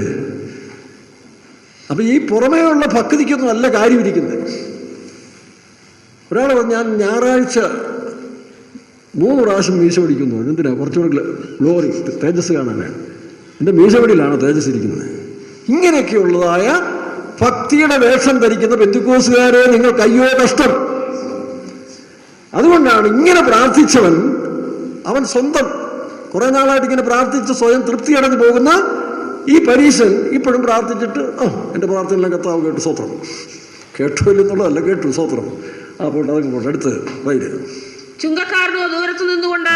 ചുങ്കക്കാരൻ ഇതിന് അടുക്കുന്നില്ല, കാരണം അവർ പേടിയാണ്. ഇത് സകലം പേടിയും പോയി, സകല ഭയവും പോയുണ്ട്. പക്ഷെ ചുങ്കക്കാരന് ദൈവഭയമുള്ളവനാണ്. അവൻ ദൂരത്ത് നിന്നുകൊണ്ട് എന്ത് ചെയ്തു? വായിച്ചേ. സ്വർഗത്തേക്ക് നോക്കുവാൻ പോലും തുനിയാതെ. കാരണം അവൻ മനസ്സിലായി, അവൻ ആരാണെന്നുള്ളൊരു ബോധ്യവനുണ്ട്. ചുങ്കക്കാരൻ ദൂരത്ത് നിന്നുകൊണ്ട് സ്വർഗത്തേക്ക് നോക്കുവാൻ പോലും തുനിയാതെ മാറത്തടിച്ചു. കാരണം തന്റെ ഹൃദയം ദോഷമുള്ളതാണെന്ന് എനിക്ക് മനസ്സിലായി. തന്റെ മാറത്തടിച്ചിട്ട് ദൈവമേ പാപിയായ എന്നോട് കരുണയുണ്ടാകണമേ എന്ന് പറഞ്ഞു. ഒറ്റ പ്രാർത്ഥന. എന്താ? ദൈവമേ പാപിയായ എന്നോട് കരുണയുണ്ടാകണമേ. അതല്ലേ കറക്റ്റ്. ബാക്കി ചരിത്രം പറഞ്ഞവൻ എല്ലാം ഗുണമുണ്ടായോ? കാരണം യേശു പാപികളോട് കരുണ കാണിക്കാൻ ലോകത്തിൽ ഒന്നാണ്. 99 നീതിമാന്മാരെയും വിട്ട് ഒരു പാപിയെ തേടിപ്പോയവനാണ് യേശു എന്ന് ഓർത്തോണം. നമ്മുടെ വകുപ്പ് കൊണ്ടൊന്നും സ്വർഗത്തിൽ പോകാൻ ഒക്കത്തില്ല. നമ്മുടെ പ്രസ്ഥാനത്തിന്റെ മാഹാത്മ്യം കൊണ്ട് സ്വർഗത്തിൽ പോകത്തില്ല. നമുക്കിവിടെ കിട്ടുന്ന കസേരയുടെ വലിപ്പം കൊണ്ട് സ്വർഗത്തിൽ പോകാൻ ഒക്കത്തില്ല. അങ്ങനെയൊക്കെ ചില ചിന്തിച്ചിരിക്കുക. 10 വർഷമായി കഴിഞ്ഞാൽ, 20 വർഷമായി കഴിഞ്ഞാൽ, 30 വർഷമായി കഴിഞ്ഞാൽ പിന്നെ ഇവരേതാണ്ട് വലിയ പുള്ളികളാണെന്നൊരു തോന്നൽ പിശാച് ഇവർക്ക് കൊടുക്കും. അഹങ്കാരവും നികളമാണ്, നരകത്തിൽ തന്നെ പോകത്തുള്ളൂ. ഇവിടെ ഈ ചുങ്കക്കാരൻ ദൈവത്തോട് പ്രാർത്ഥിക്കുന്നു, പാപിയായ എന്നോട് കരുണ തോന്നണമേ. 2 പേരുടെ റിസൾട്ട് വന്നു. വായിച്ചേ. അവൻ നീതീകരിക്കപ്പെട്ടവനായി വീട്ടിലേക്ക്. ആര് നീതീകരിക്കപ്പെട്ടവൻ? പാപിയായ എന്നോട് കരുണ തോന്നണമെന്ന് സ്വയം താഴ്ത്തി പ്രാർത്ഥിച്ചവൻ നീതീകരിക്കപ്പെട്ടു. അവന് മനസമാധാനം കിട്ടി, സന്തോഷമായി. എന്തുകൊണ്ടാണ് നീ ഇത്രയും കാലം പ്രാർത്ഥിച്ചിട്ട് നിനക്കൊരു വിടുതലില്ലാത്തത്? നിനക്കിന്നും സാധാരണ മനുഷ്യരെ പോലെ ഒരു സ്വസ്ഥത കിട്ടാത്തതിന് കാരണം എന്താ? വേലക്കാരെ, വിശ്വാസികളെ, നീ വകുപ്പൊരുപാട് പറയുന്നുണ്ട്, പക്ഷെ നിനക്ക് ഹൃദയത്തിൽ സമാധാനമില്ല.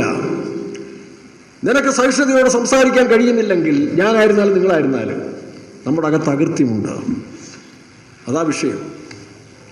ഇനി മറ്റു ഭാവം അല്ലെങ്കിൽ ഞാൻ മറ്റുള്ളവരെക്കാൾ ഏതാണ്ട് മികച്ചവനാണ്, ശ്രേഷ്ഠനാണെന്നുള്ള അഹന്ത നിന്നിൽ ഇരിക്കുന്നതുകൊണ്ടാണ് നിനക്ക് പലപ്പോഴും പരീക്ഷകൾ കൂടുന്നത്.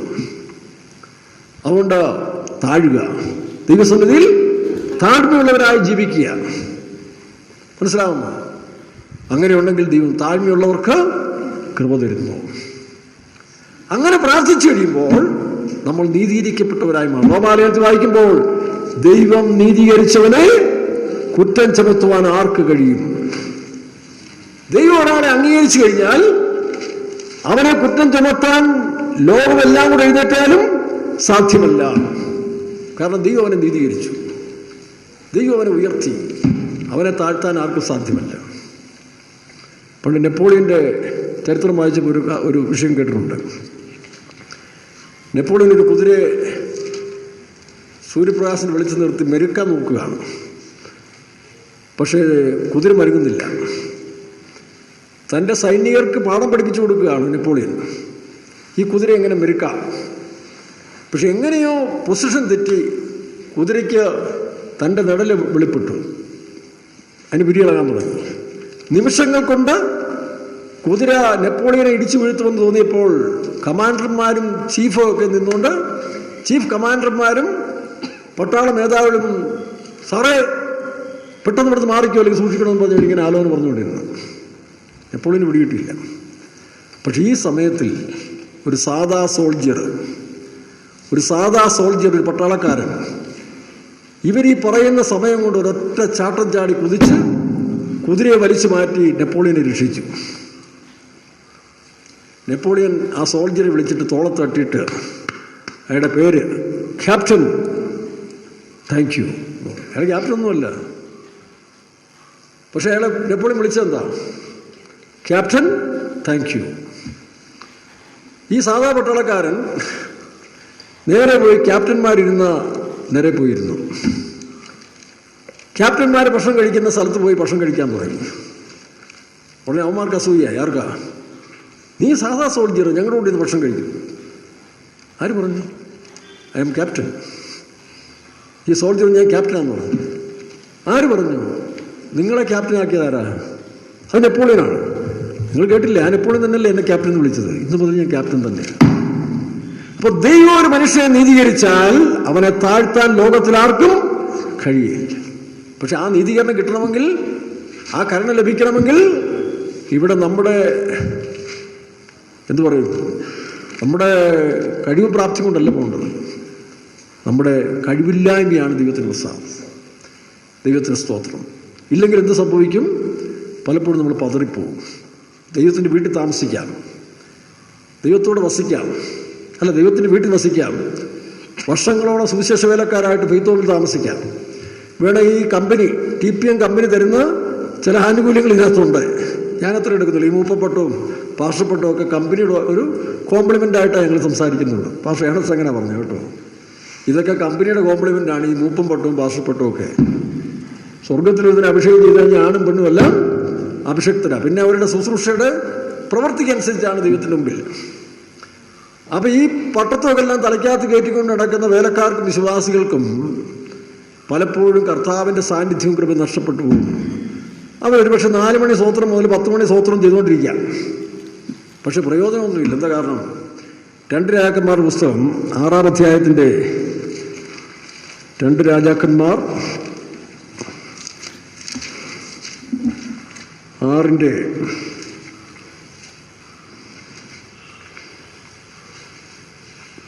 16-ാം വാക്യം വായിച്ച്.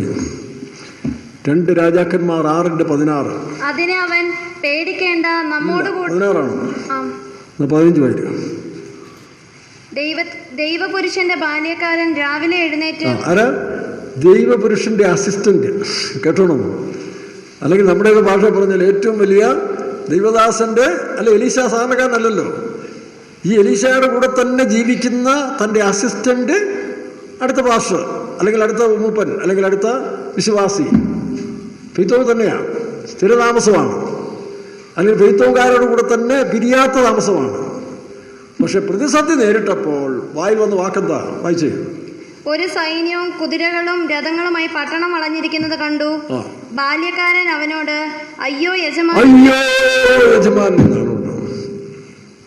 ഞാൻ ഇന്നാൾ പറഞ്ഞില്ലേ, പണ്ടൊരിക്കൽ ഞാൻ ഏതോ ഒരു വിഷയം അയ്യോ എന്നിങ്ങനെ വെച്ചു. അതുകൊണ്ട് കർത്താവിനോട്, നീ അയ്യോ എന്ന് എന്തിനാണ് വിളിക്കുന്നത്? അയ്യാന്ന് പറഞ്ഞാൽ പോരെ. തമിഴ്നാട്ടിലിരിക്കുമ്പോൾ അയ്യാന്ന് പറയാൻ പറയാം.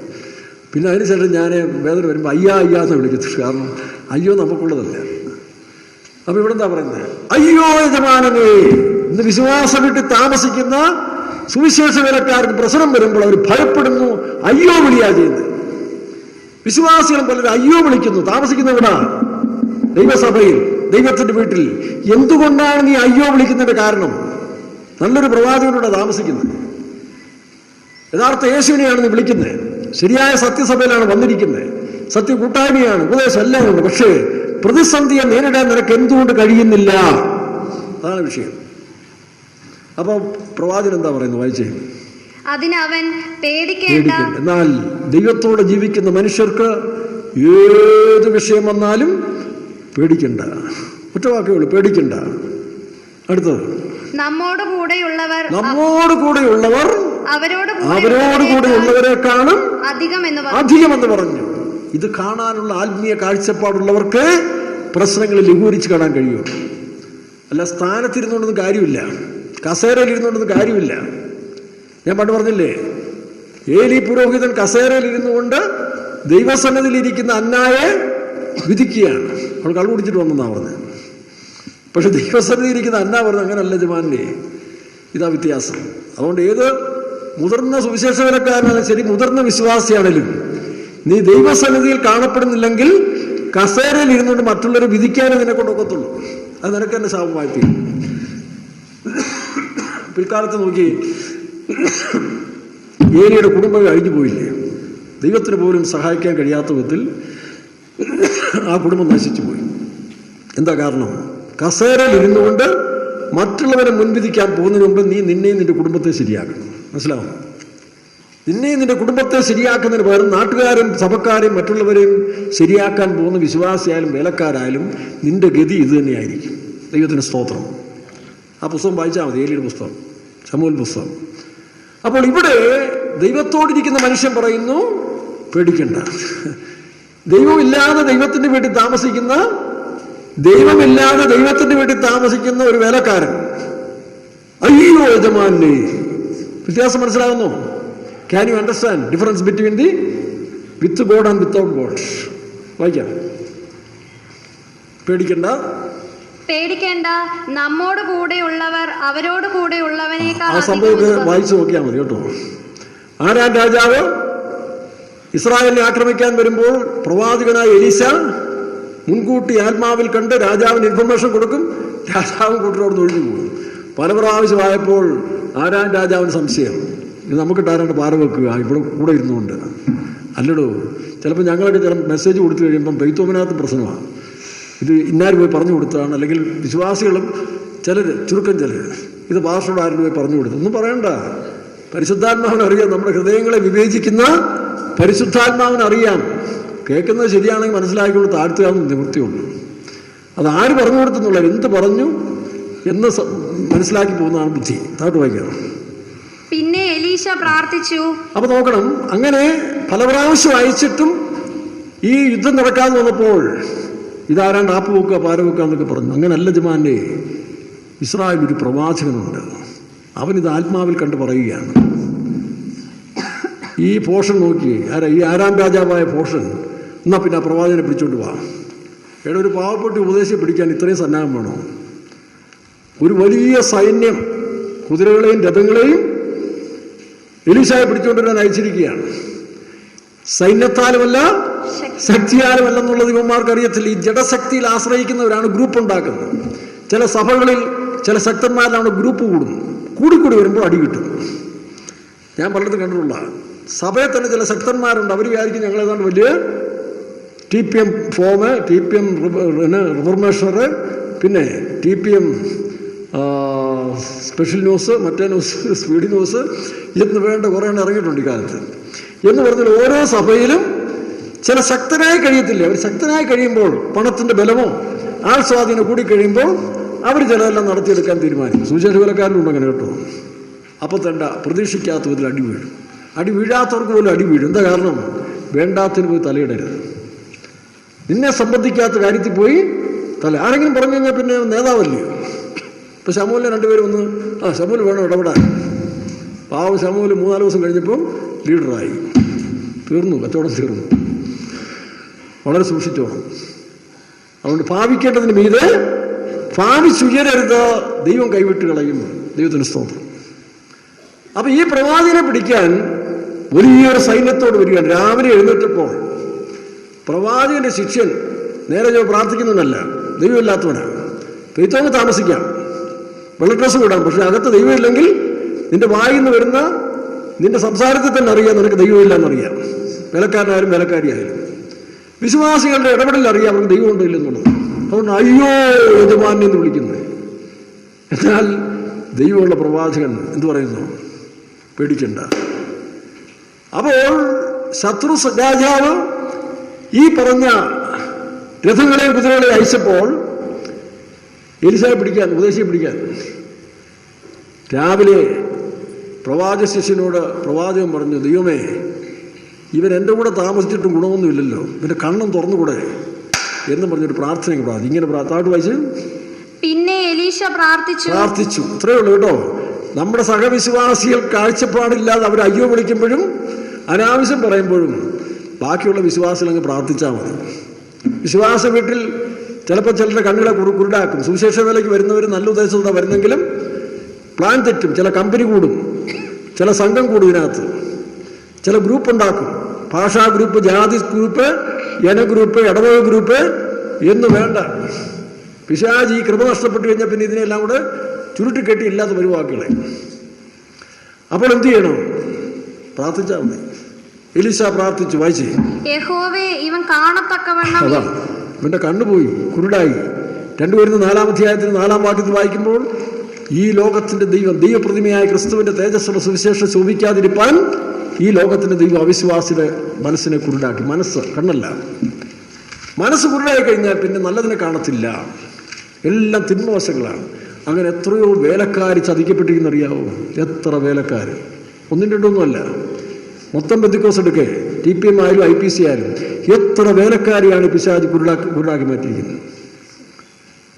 എത്ര വിശ്വാസികൾ പിന്നിങ്ങനെ നടക്കും. ഇത്രയേ ഉള്ളൂ. അപ്പോൾ ബാക്കിയുള്ളവർ എന്ത് ചെയ്യണം? അവരുടെ സ്നേഹത്തിൽ എലീശായെ പോലെ അവർക്ക് വേണ്ടി പക്ഷപാതം ചെയ്യണം. കർത്താവേ, ഇവൻ കാണത്തക്കൊണ്ട് ഇവൻ്റെ കണ്ണിനെ തുറക്കണമേ. വായിക്കാം. യഹോവ ബാല്യക്കാരന്റെ കണ്ണ് തുറന്നു.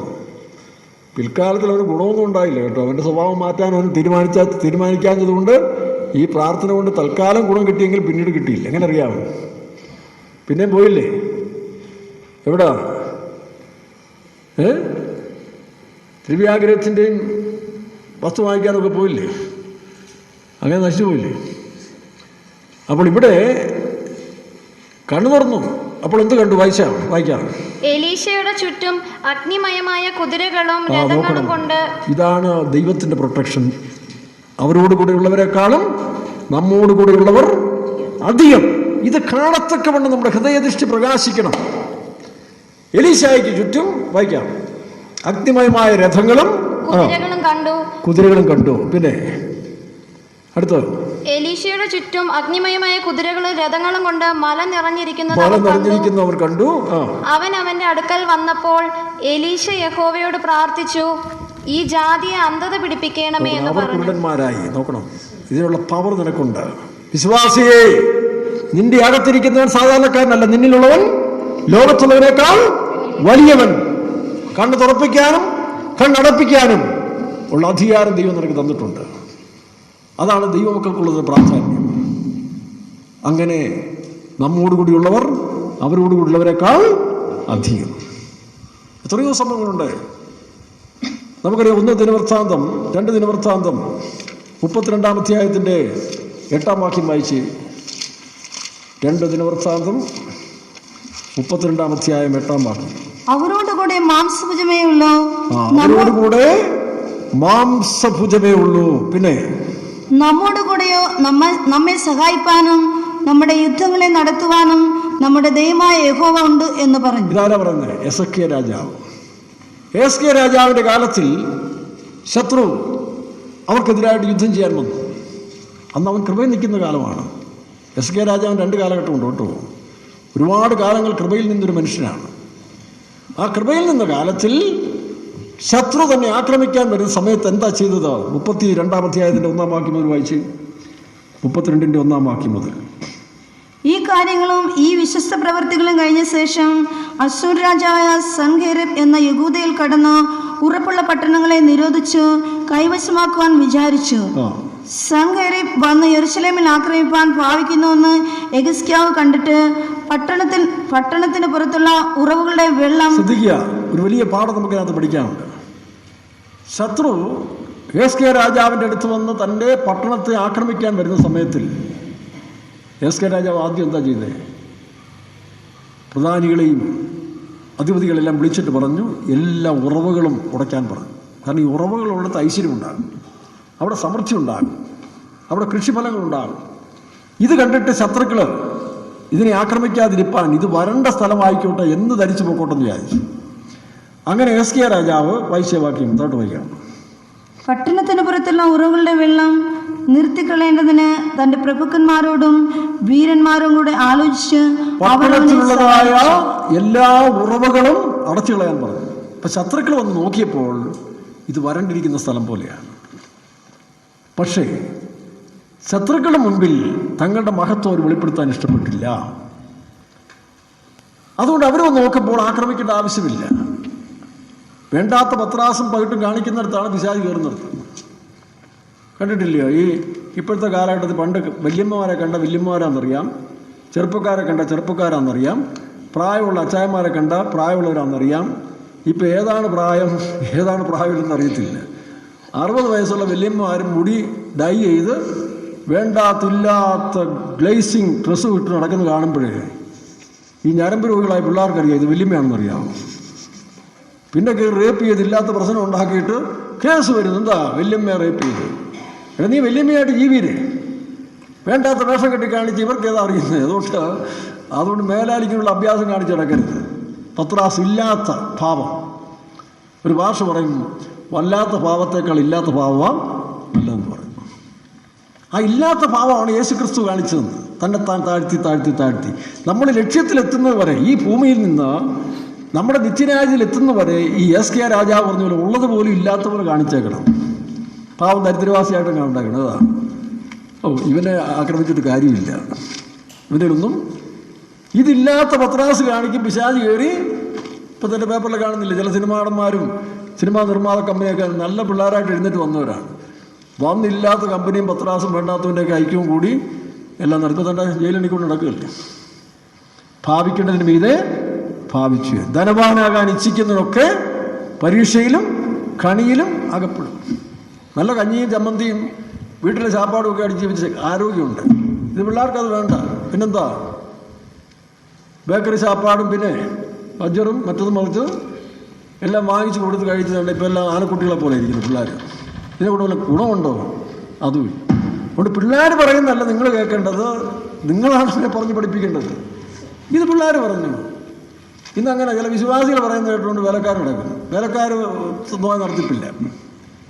അല്ല കൂട്ടുസൗകര്യമാർ പറയുന്ന കേട്ടുകൊണ്ട് മദർമാർ കിടക്കും. പിന്നെ എങ്ങനെ വേല എന്നാണ് ഇവിടെ അവരോട് പറഞ്ഞ് മനസ്സിലാക്കി കൊടുക്കണ്ട. ഇങ്ങനെയല്ല, അങ്ങനെ അല്ലാത്ത പോട്ടെ, ഗുണപ്പെടുന്നെങ്കിൽ ഗുണപ്പെട്ടു, അല്ലെങ്കിൽ ശല്യം ഒഴിഞ്ഞിരിക്കില്ല. ഭാവിയിൽ തടസ്സമൊന്നും ഉണ്ടാകത്തില്ലല്ലോ. അതാ മനസ്സിലാവും. എന്നോടൊരാൾ ചോദിച്ചു, പാസ്റ്റർ എന്തിനാ ഈ കൃഷിയൊക്കെ ചെയ്യുമെന്ന് ചോദിച്ചു. ഞാൻ പണ്ട് കൃഷി ചെയ്താൽ ഫലം 100% കിട്ടുന്നുണ്ട്. പണ്ട് ഞങ്ങളുടെ നാട് കാരണവന്മാർ പറയുന്നു, നിന്നെയൊക്കെ മാനുഫാക്ചർ ചെയ്ത സമയത്ത് 10 വാഴ വെച്ചിരുന്നെങ്കിൽ ഇല്ലേ, അതെൻ്റെ മനസ്സിൽ കിടപ്പുണ്ടെന്ന് പറഞ്ഞു. അതുകൊണ്ട് എനിക്ക് നഷ്ടം. കാരണം നമ്മൾ വയ്ക്കുന്നതിനെല്ലാം ഫലം കിട്ടുന്നുണ്ട്. ഈ മനുഷ്യന്മാരെ നടത്തുന്ന കാര്യത്തിലാണ് പ്രശ്നം. എത്ര നന്മ ചെയ്താലും പിന്നെ മൃഗങ്ങളിൽ നന്ദി പോലും ഇല്ലാത്ത മനുഷ്യരുണ്ട്, മൃഗങ്ങളുടെ നന്ദി പോലും ഇല്ലാത്ത. പക്ഷെ ഞാനിവിടെ കൃഷി ചെയ്യുന്ന എല്ലാം ഫലം കിട്ടുന്നുണ്ട്. അതുകൊണ്ട് 8 മാസം മുമ്പ് ദ്രവിച്ചു പോയെന്ന് ധരിച്ച ഒരു പാവലാണ് തന്നെ എളുത്ത് വന്നതുകൊണ്ട് ഇപ്പോൾ ഫലം തന്നുകൊണ്ടിരിക്കുകയാണ്. ഇപ്പം തന്നെ 5-6 നല്ല പറിച്ചു, ഇപ്പോഴും ഉണ്ട് 5-8. അപ്പോൾ പ്രകൃതിയെല്ലാം അങ്ങനെ തന്നെയാണ്. ഈ കൃപ നഷ്ടപ്പെട്ടു പോകുന്ന മനുഷ്യനാണ് നന്ദിയില്ലാത്തവർ. അപ്പോൾ അതുകൊണ്ട് ഞാൻ അന്നത്തെ ആ കാരണവന്മാർ പറയുന്നത് ഓർത്ത്, എന്താ നിന്നെയൊക്കെ അത് തന്നെ കേട്ടോ. അതുകൊണ്ട് നിങ്ങളും ഈ കൂട്ടത്തിൽ കൃഷിയൊക്കെ ചെയ്യും. ഒന്നില്ലെങ്കിൽ ഒരു സന്തോഷമുണ്ടാകും. വീട്ടിൽ പ്രശ്നമാകുമ്പോൾ ഇറങ്ങി തോട്ടത്തിലേക്ക് ചെല്ലാമെങ്കിൽ അത് നല്ല സന്തോഷം തരും, ഫലവും തരും. പിന്നെ അവരെ പോയി ചീത്ത വിളിച്ചിട്ട് കാര്യമില്ല. അതാണ് ഇവിടെ ഇല്ലെങ്കിൽ അവിടെ. ദൈവത്തിന് സ്തോത്രം. അപ്പോൾ ഇവിടെ എസെക്കിയാ രാജാവ് അന്നത്തെ കൃപയിൽ നിന്ന കാലത്തിൽ ദൈവത്തോട് നിന്നപ്പോൾ തന്നെ മറയ്ക്കാൻ അവൻ അറിയാമായിരുന്നു. തൻ്റെ സമൃദ്ധി വെളിപ്പെടുത്താതെ താൻ മറഞ്ഞിരിക്കാൻ പഠിച്ചിരുന്നു. കുറവുകളെല്ലാം അടച്ചു.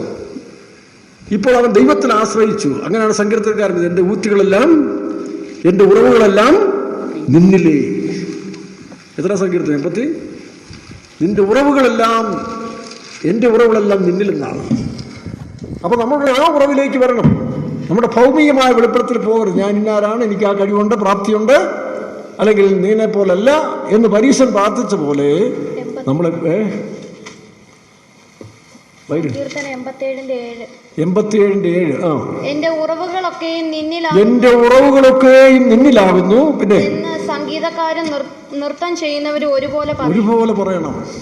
അപ്പം നമ്മുടെ ഉറവുകളല്ല, നമ്മുടെ സമൃദ്ധിയല്ല, നമ്മുടെ പ്രതാപമല്ല കാണിക്കേണ്ടത്. അങ്ങനെ സ്വയം മറഞ്ഞിരിക്കുന്നൊരനുഭവം. അതാണ് കൊലോസ്യർ ലേഖനം 3-ാം അധ്യായത്തിൽ പറയുമ്പോൾ, നിങ്ങൾ മരിച്ച് നിങ്ങളുടെ ജീവൻ ക്രിസ്തുവിനോട് ദൈവത്തിൽ മറഞ്ഞിരിക്കുന്നു. ജീവനായ ക്രിസ്തു വെളിപ്പെടുമ്പോൾ അപ്പോൾ ആ മറഞ്ഞിരിക്കുന്ന ജീവിതം നമ്മൾ സൂക്ഷിച്ചോണം.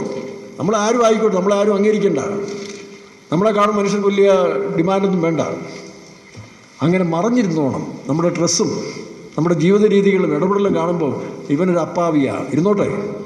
കാര്യം സാധിക്കുന്നത് വരെ നമ്മൾ വളരെ ജ്ഞാനത്തോടെ ജീവിച്ചോണം, എസെക്കിയാവിനെ പോലെ. പക്ഷേ ഈ എസെക്കിയാവിന് തന്നെ പിന്നീട് പ്രയാസം ഉണ്ടായി. എന്താ, അവൻ കുറേ നാൾ കഴിഞ്ഞ് ഇവൻ അഹങ്കരിക്കാൻ തുടങ്ങും.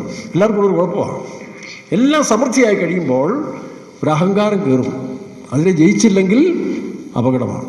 എല്ലാ വേലക്കാർക്കും വിശ്വാസികൾക്കും ഒരു വളർന്നൊരു സ്ഥാനത്തെത്തിക്കാൻ കഴിയുമ്പോൾ നീളം കയറും. ഇത്രാം വാക്യം 25-ാം വാക്യം വായിച്ച് 32-25. 32-ാം അധ്യായം 25. എന്നാൽ യെഹെസ്കേൽ തനിക്ക് ലഭിച്ച ഉപകാരത്തിന് അടുത്തവണ്ണം നടക്കാതെ നിഗളിച്ചു പോയി. എസെക്കിയാവിനെ പോലെ ഇത്രയും ശ്രേഷ്ഠനായ ഒരു രാജാവുണ്ടോ? അവനും നിഗളിച്ചു. നോക്കണം, അവസാനത്തിൽ താനെ രോഗിയായി കർത്താവിനെ എടുക്കാൻ പ്ലാനിട്ടതാണ്. അപ്പോൾ ഇതെല്ലാം വിട്ടിട്ട് പോകാനൊരു പേടി. അപ്പം അവിടെ നിലവിളിച്ചു.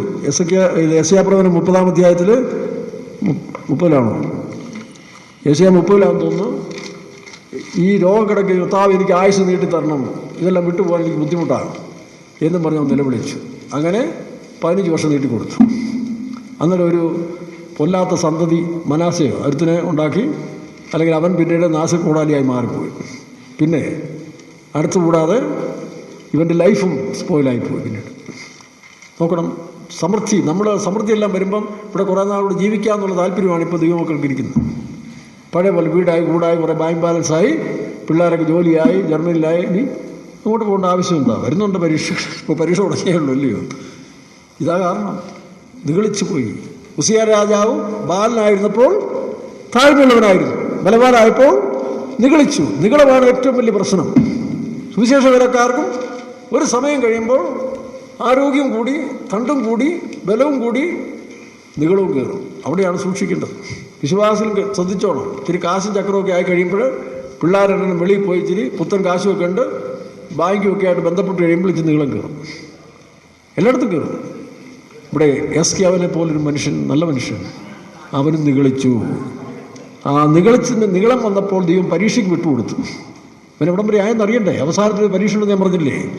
വായിച്ചേ. അതുകൊണ്ട് അവന്റെ മേലും 31 വാക്യം വായിക്കാം. എങ്കിലും ദേശത്തിൽ സംഭവിച്ചിരിക്കുന്ന അതിശയത്തെക്കുറിച്ച് ചോദിക്കേണ്ടതിന് ബാബേൽ പ്രഭുക്കന്മാർ ഇവൻ പബ്ലിസിറ്റി കൊടുക്കാൻ തുടങ്ങി. എന്താ? എൻ്റെ രാജ്യത്തിൻ്റെ മഹിമയും കീർത്തിയും ഇവൻ പലരോട് പറയാൻ തുടങ്ങിയപ്പോൾ അപ്പോഴാണ് ബാബേൽ രാജാവ്, ബാബിലോണിയ രാജാവ് കൂട്ടർ ഇവനെ തേടി വന്നു. പുതിയ കമ്പനി. വിശ്വാസികൾ ഒരു കാലത്ത് ശരിയായ ദൈവമക്കളോടായിരുന്നു കൂട്ടായ്മ. ഇപ്പോൾ അവിശ്വാസികളും കളുകുടിയന്മാരും പലരാളുകളെല്ലാം വീട്ടിൽ കയറ്റി ഫാമിലി ഫ്രണ്ട്സാണെന്നാണ് പറഞ്ഞു. ഞങ്ങളുടെ ഫാമിലി ഫ്രണ്ട്. പണ്ട് യേശുവായിരുന്നു ഫ്രണ്ട്. ഇപ്പം കാരണം ഞങ്ങളുടെ സ്റ്റാറ്റസിന് പറ്റത്തില്ലെന്നാണ്. ഞാൻ തിരുവല്ല ഒരു സഭയിരിക്കുമ്പം ഒരു പാസ്റ്ററുടെ മകനാണ്, വിശ്വാസ വീട്ടിൽ ജനിച്ചു വളർന്നവനാണ്. സിലോണിൽ പോയി ഇംഗ്ലീഷൊക്കെ പഠിച്ച് സുവിശേഷ വേലയ്ക്ക് പേര് കൊടുത്തെങ്കിലും വേല വേണ്ടാന്ന് പറഞ്ഞ് പുറത്ത് വന്നപ്പോൾ നല്ല ഇംഗ്ലീഷൊക്കെ അറിയാം. അങ്ങനെ ഇന്ത്യയിലെ ഒരു വലിയ പ്രമുഖ കമ്പനി ജോലി കിട്ടി. ജോലിയൊക്കെ കിട്ടി. നല്ല പിള്ളേരാണ്, നല്ല മര്യാദക്കാരായ പിള്ളേരാണ്. അങ്ങനെ പിള്ളേരെയൊക്കെ വളർത്തി നാട്ടിൽ കൊണ്ടുവന്ന് വലിയ ബംഗ്ലാവൊക്കെ വെച്ച് നോക്കണം. സ്വന്തം നാട്ടിൽ സ്വന്തം ദേശത്ത് വന്നപ്പോൾ ആ പാരമ്പര്യ സ്പിരിറ്റായി കയറി. അവിടെ 2 മക്കളെ യോഗ്യമായി കല്യാണം കഴിച്ചു. ഇളയവൻ വന്നപ്പോൾ പുള്ളി പറയുക, TPM ഇതിനകത്ത് ജനിച്ച് വളർന്നവനാന്ന് ഓർത്തോണം, ഇതിനകത്ത് നല്ല പെൺപിള്ളേരില്ല, സ്റ്റാൻഡേർഡുള്ള പെൺപിള്ളേരില്ലെന്നാണ് പറയുന്നത്. ഇതാ അതുകൊണ്ട് വെളിയിൽ അന്വേഷിക്കാമെന്ന്. എൻ്റെ നെഞ്ചിനകത്തൊരു പ്രയാസം. ഞാൻ പറഞ്ഞു, വെച്ചാൽ സൂക്ഷിക്കണം കേട്ടോ, ഇതൊരു നികള സ്വഭാവം, സൂക്ഷിക്കണം. അപ്പോൾ ഞാനെനിക്ക് പോയി ട്രാൻസ്ഫറായി പോവുകയും ചെയ്യും. പുള്ളി തപ്പി കുവൈറ്റിൽ ചെന്ന് നല്ല മണിമണിയായിട്ട് ഇംഗ്ലീഷ്, പുള്ളിക്ക് ഇംഗ്ലീഷ് അറിയാം, ഇംഗ്ലീഷ് പറയുന്ന ഒരു കുവൈറ്റ് ജനിച്ച് വളർന്ന ഒരു പെണ്ണിനെ, വേറൊരു വിഭാഗത്തിൽപ്പെട്ടതാണ്, ഏതോ പെന്തിക്കോസ് വിഭാഗത്തിൽപ്പെട്ടതാണ്, കല്യാണം കഴിച്ചു.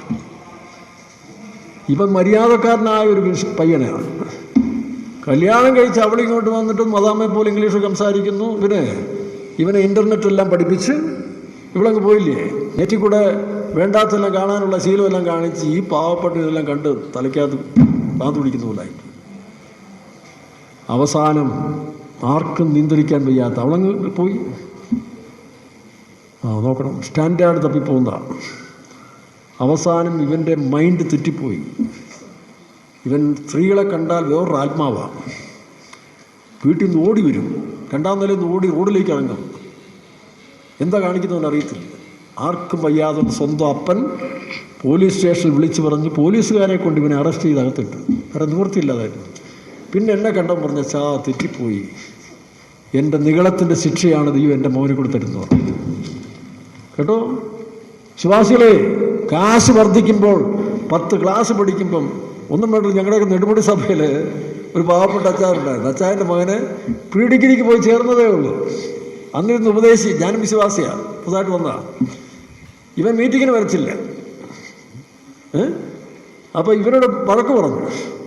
ഉടനെ ഈ കാർമോര് അവനങ്ങൊന്നും വഴക്ക് പറഞ്ഞു. ഇപ്പോൾ കോളേജിലാണ് പഠിക്കുന്നത്, സയൻസാണ് പഠിക്കുന്നത് പറഞ്ഞു. പിന്നെ ബാക്കി ഞാൻ പറയുന്നില്ല. പിന്നെ സയൻസെല്ലാം പഠിച്ച് എന്താ പരുവത്തിലെത്തുന്നുള്ളത് നോക്കണം.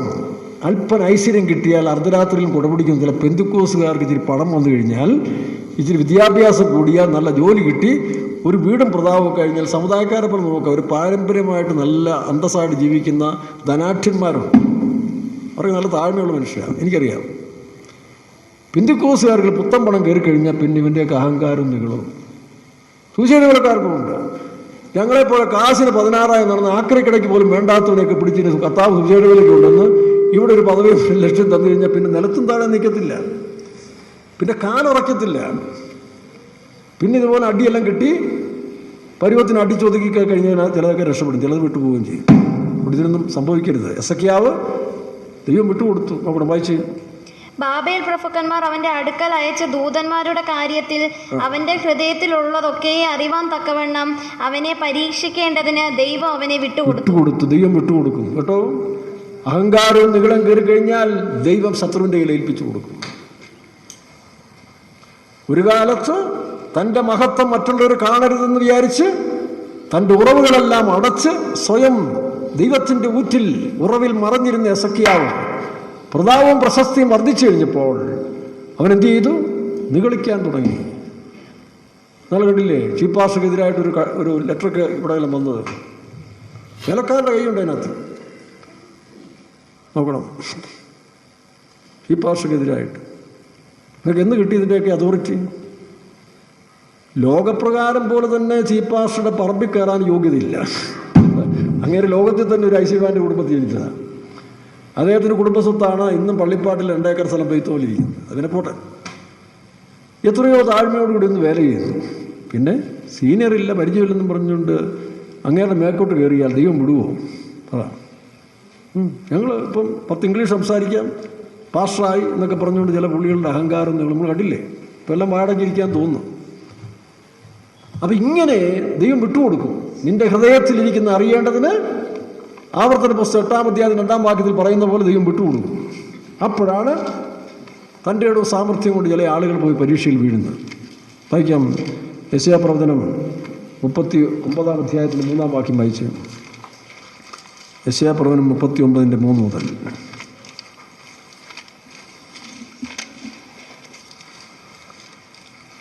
ബാബേൽ ദേശത്തുനിന്ന് ഇവരുടെ സംബന്ധം കൂടാൻ വന്നു. പണ്ട് ദൈവവും ദൈവമക്കളുമായിട്ടുള്ള ബന്ധത്തിലിരുന്നവൻ ഇപ്പം അന്യജാതിക്ക് അന്യദേശക്കാരുമായിട്ടുള്ള ബന്ധം, ഫോറിൻ വിദേശികളുമായിട്ടുള്ള ബന്ധത്തിലേക്ക് പോയി. കാരണം ഇവിടുത്തെ ആൾക്കാർ സ്റ്റാൻഡേർഡില്ല, ദൈവമക്കൾക്ക് സ്റ്റാൻഡേർഡ് പോരാ. അതുകൊണ്ട് നല്ല കോട്ടും സൂട്ടും ടൈയും, പിന്നെ പണ്ട് മറുഭാഷ പറയുന്നവരാണ് ഇഷ്ടം. ഇപ്പോൾ മറുഭാഷയല്ല, ഫോറിൻ ലാംഗ്വേജ് ഉപയോഗിക്കുന്നവരാണ് കൂടുതൽ ഇഷ്ടം. ഇങ്ങനെയൊക്കെ തലതെറിച്ച കാലഘട്ടത്തിലേക്ക് നമ്മൾ ജീവിക്കുക. വായിക്കാത്തവട്ട് യെശയ്യാ 39:3. അപ്പോൾ യെശയ്യാ പ്രവാചകൻ ഹിസ്കിയാ രാജാവിന്റെ അടുക്കൽ വന്ന് അവനോട്, ഈ പുരുഷൻ എന്ത് പറഞ്ഞു? അവർ എവിടെ നിന്ന് നിന്റെ അടുക്കൽ വന്നു എന്ന് ചോദിച്ചു. നോക്കണം, ഉടനെ എൻക്വയറി വരിക.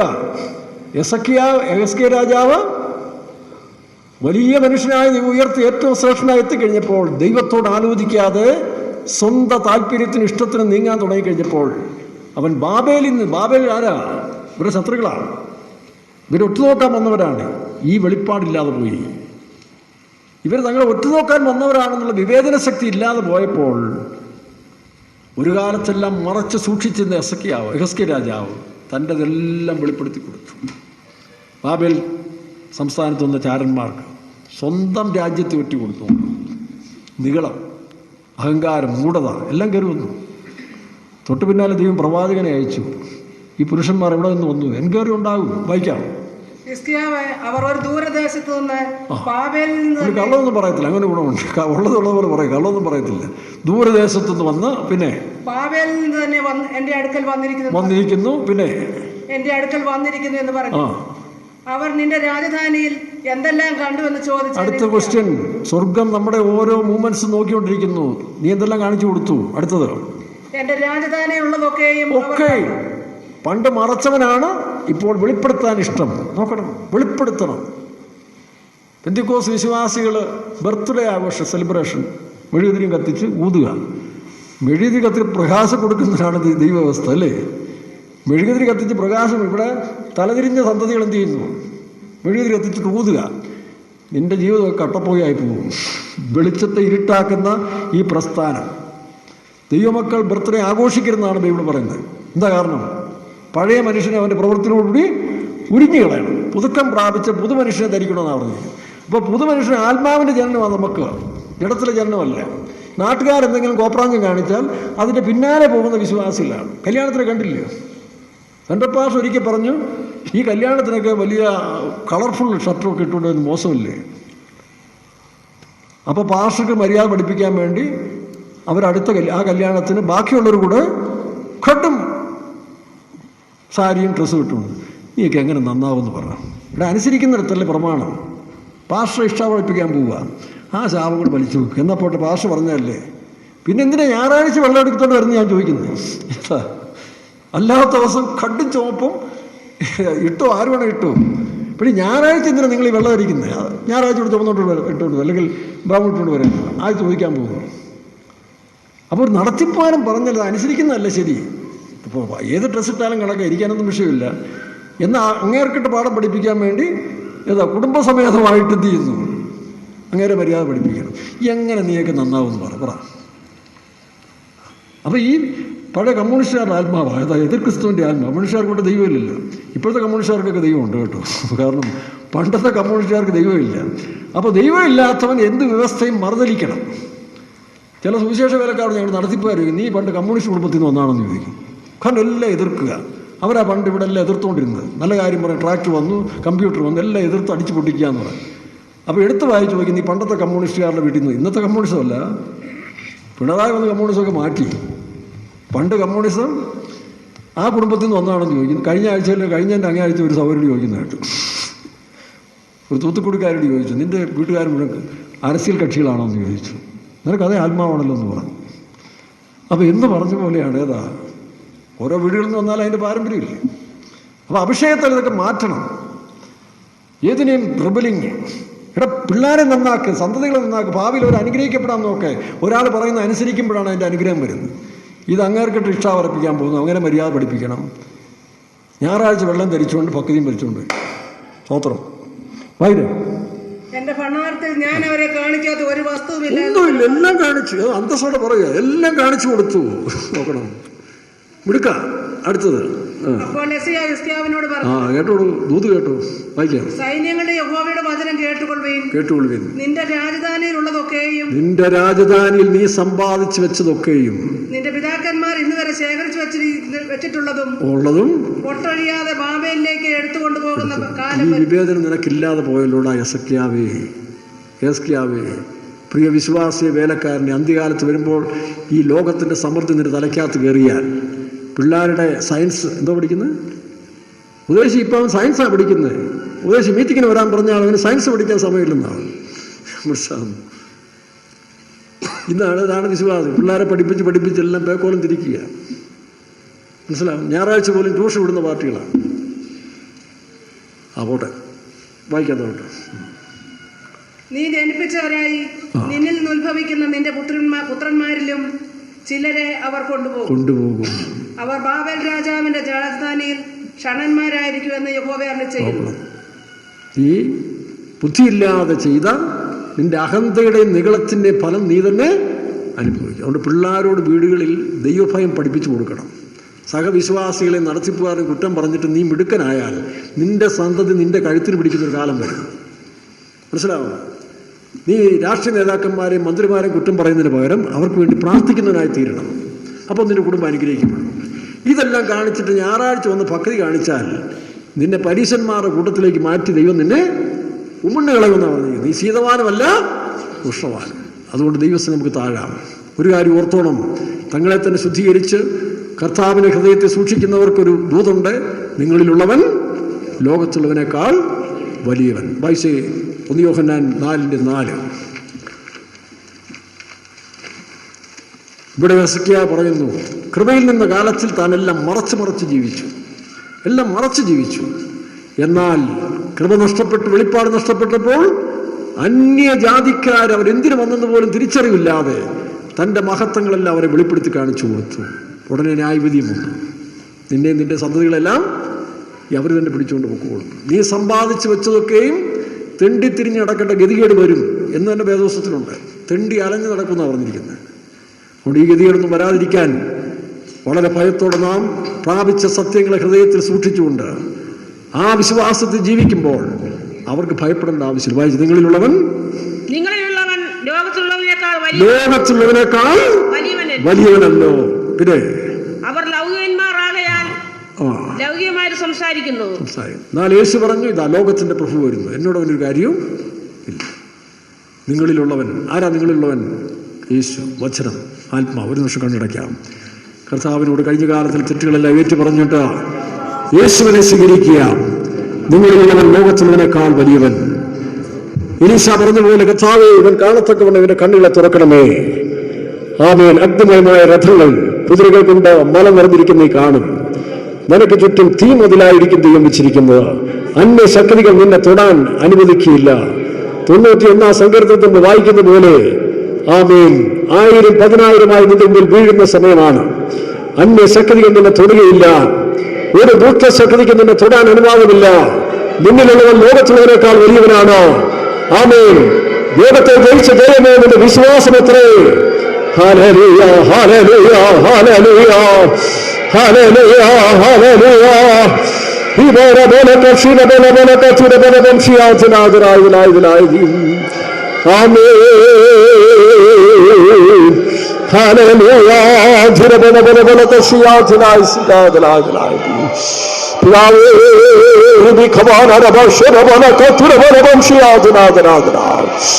യേശുവിന്റെ നാമത്തിലെല്ലാം ശക്തികൾ നീങ്ങിപ്പോട്ടെ.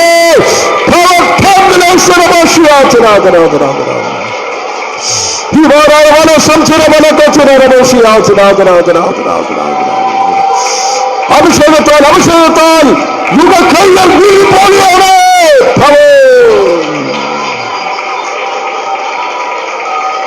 He might destroy the power of devil.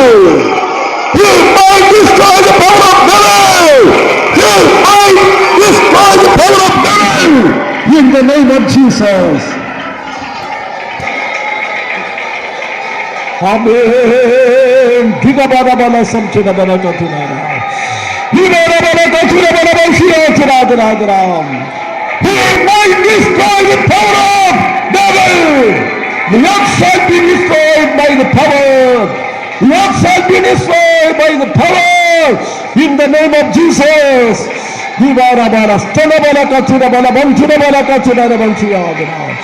Hivarabara kachura bala bala banchiya adra adra adra adra.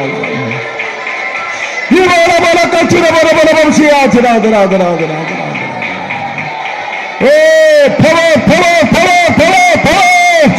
Hivarabara stalabala banchiya adra adra.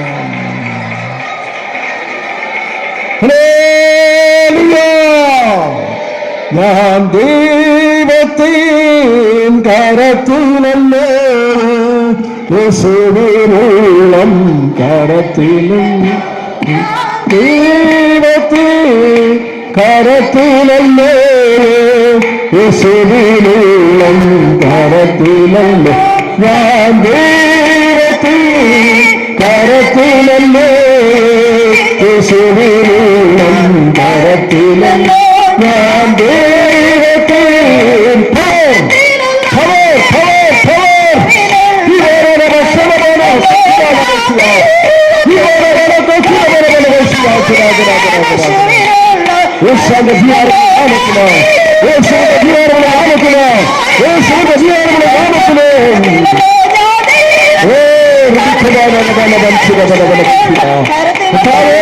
കണ്ണുകൾ തുറക്കണമേ, ഇവരെ കണ്ണുകൾ തുറക്കണമേ, ഇവരെ കണ്ണുകൾ തുറക്കണമേ.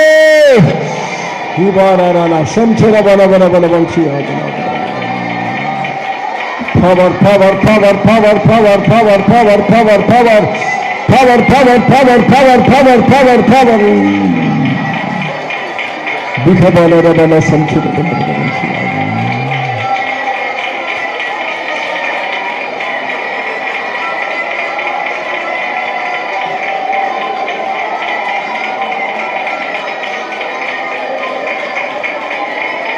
Hallelujah. അഭിഷേകത്താൽ നിന്റെ മുഖകൈകൾ ഒടിയാണ്. It shall be destroyed by the anointing. ഒരു അഭിഷേകം നിനക്കുണ്ടാകുമ്പോൾ നിന്റെ എല്ലാ യുഗങ്ങളും എല്ലാ രോഗങ്ങളും വേദനകളും പൈശാചിക വഞ്ചനകളും യേശുവിന്റെ നാമത്തിൽ നീങ്ങിപ്പോവുകയാണ്.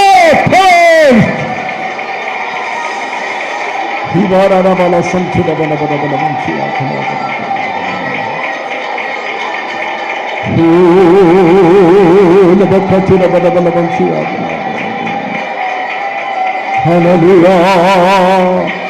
വെളിച്ചങ്ങൾ വീശുന്നു, അന്ധകാരം മാറുന്നു.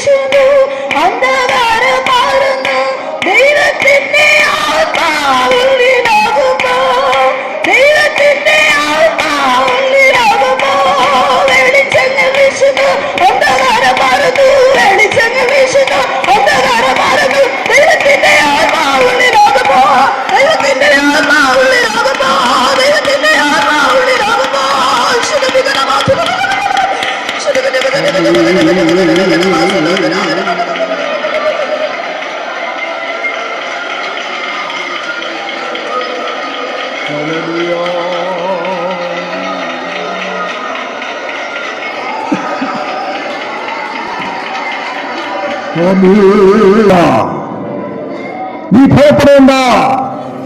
നിങ്ങളോടുകൂടെയുള്ളവരെക്കാൾ, ലോകത്തുള്ളവരെക്കാൾ നിങ്ങളോടുകൂടെയുള്ളവർ അധികം. എലീശ പ്രാർത്ഥിച്ച് ശിഷ്യന്റെ കണ്ണു തുറന്നതുപോലെ നിങ്ങളുടെ കണ്ണുകൾ തുറക്കപ്പെടാൻ പോവുകയാണ്. ദൈവം നിങ്ങളുടെ കണ്ണുകളെ തുറക്കാൻ പോവുകയാണ്. നിങ്ങൾ പുതിയ കാഴ്ച പ്രാപിക്കാൻ പോവുകയാണ്.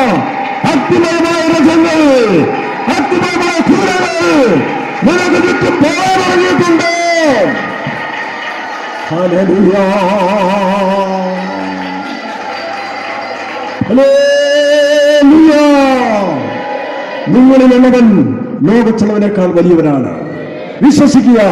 നിങ്ങളിലുള്ളവൻ, നിന്നിലുള്ളവൻ ലോകത്തുള്ളവനേക്കാൾ വലിയവനാണ്. എന്നിലുള്ളവൻ ലോകത്തുള്ളവനേക്കാൾ വലിയവനാണ്.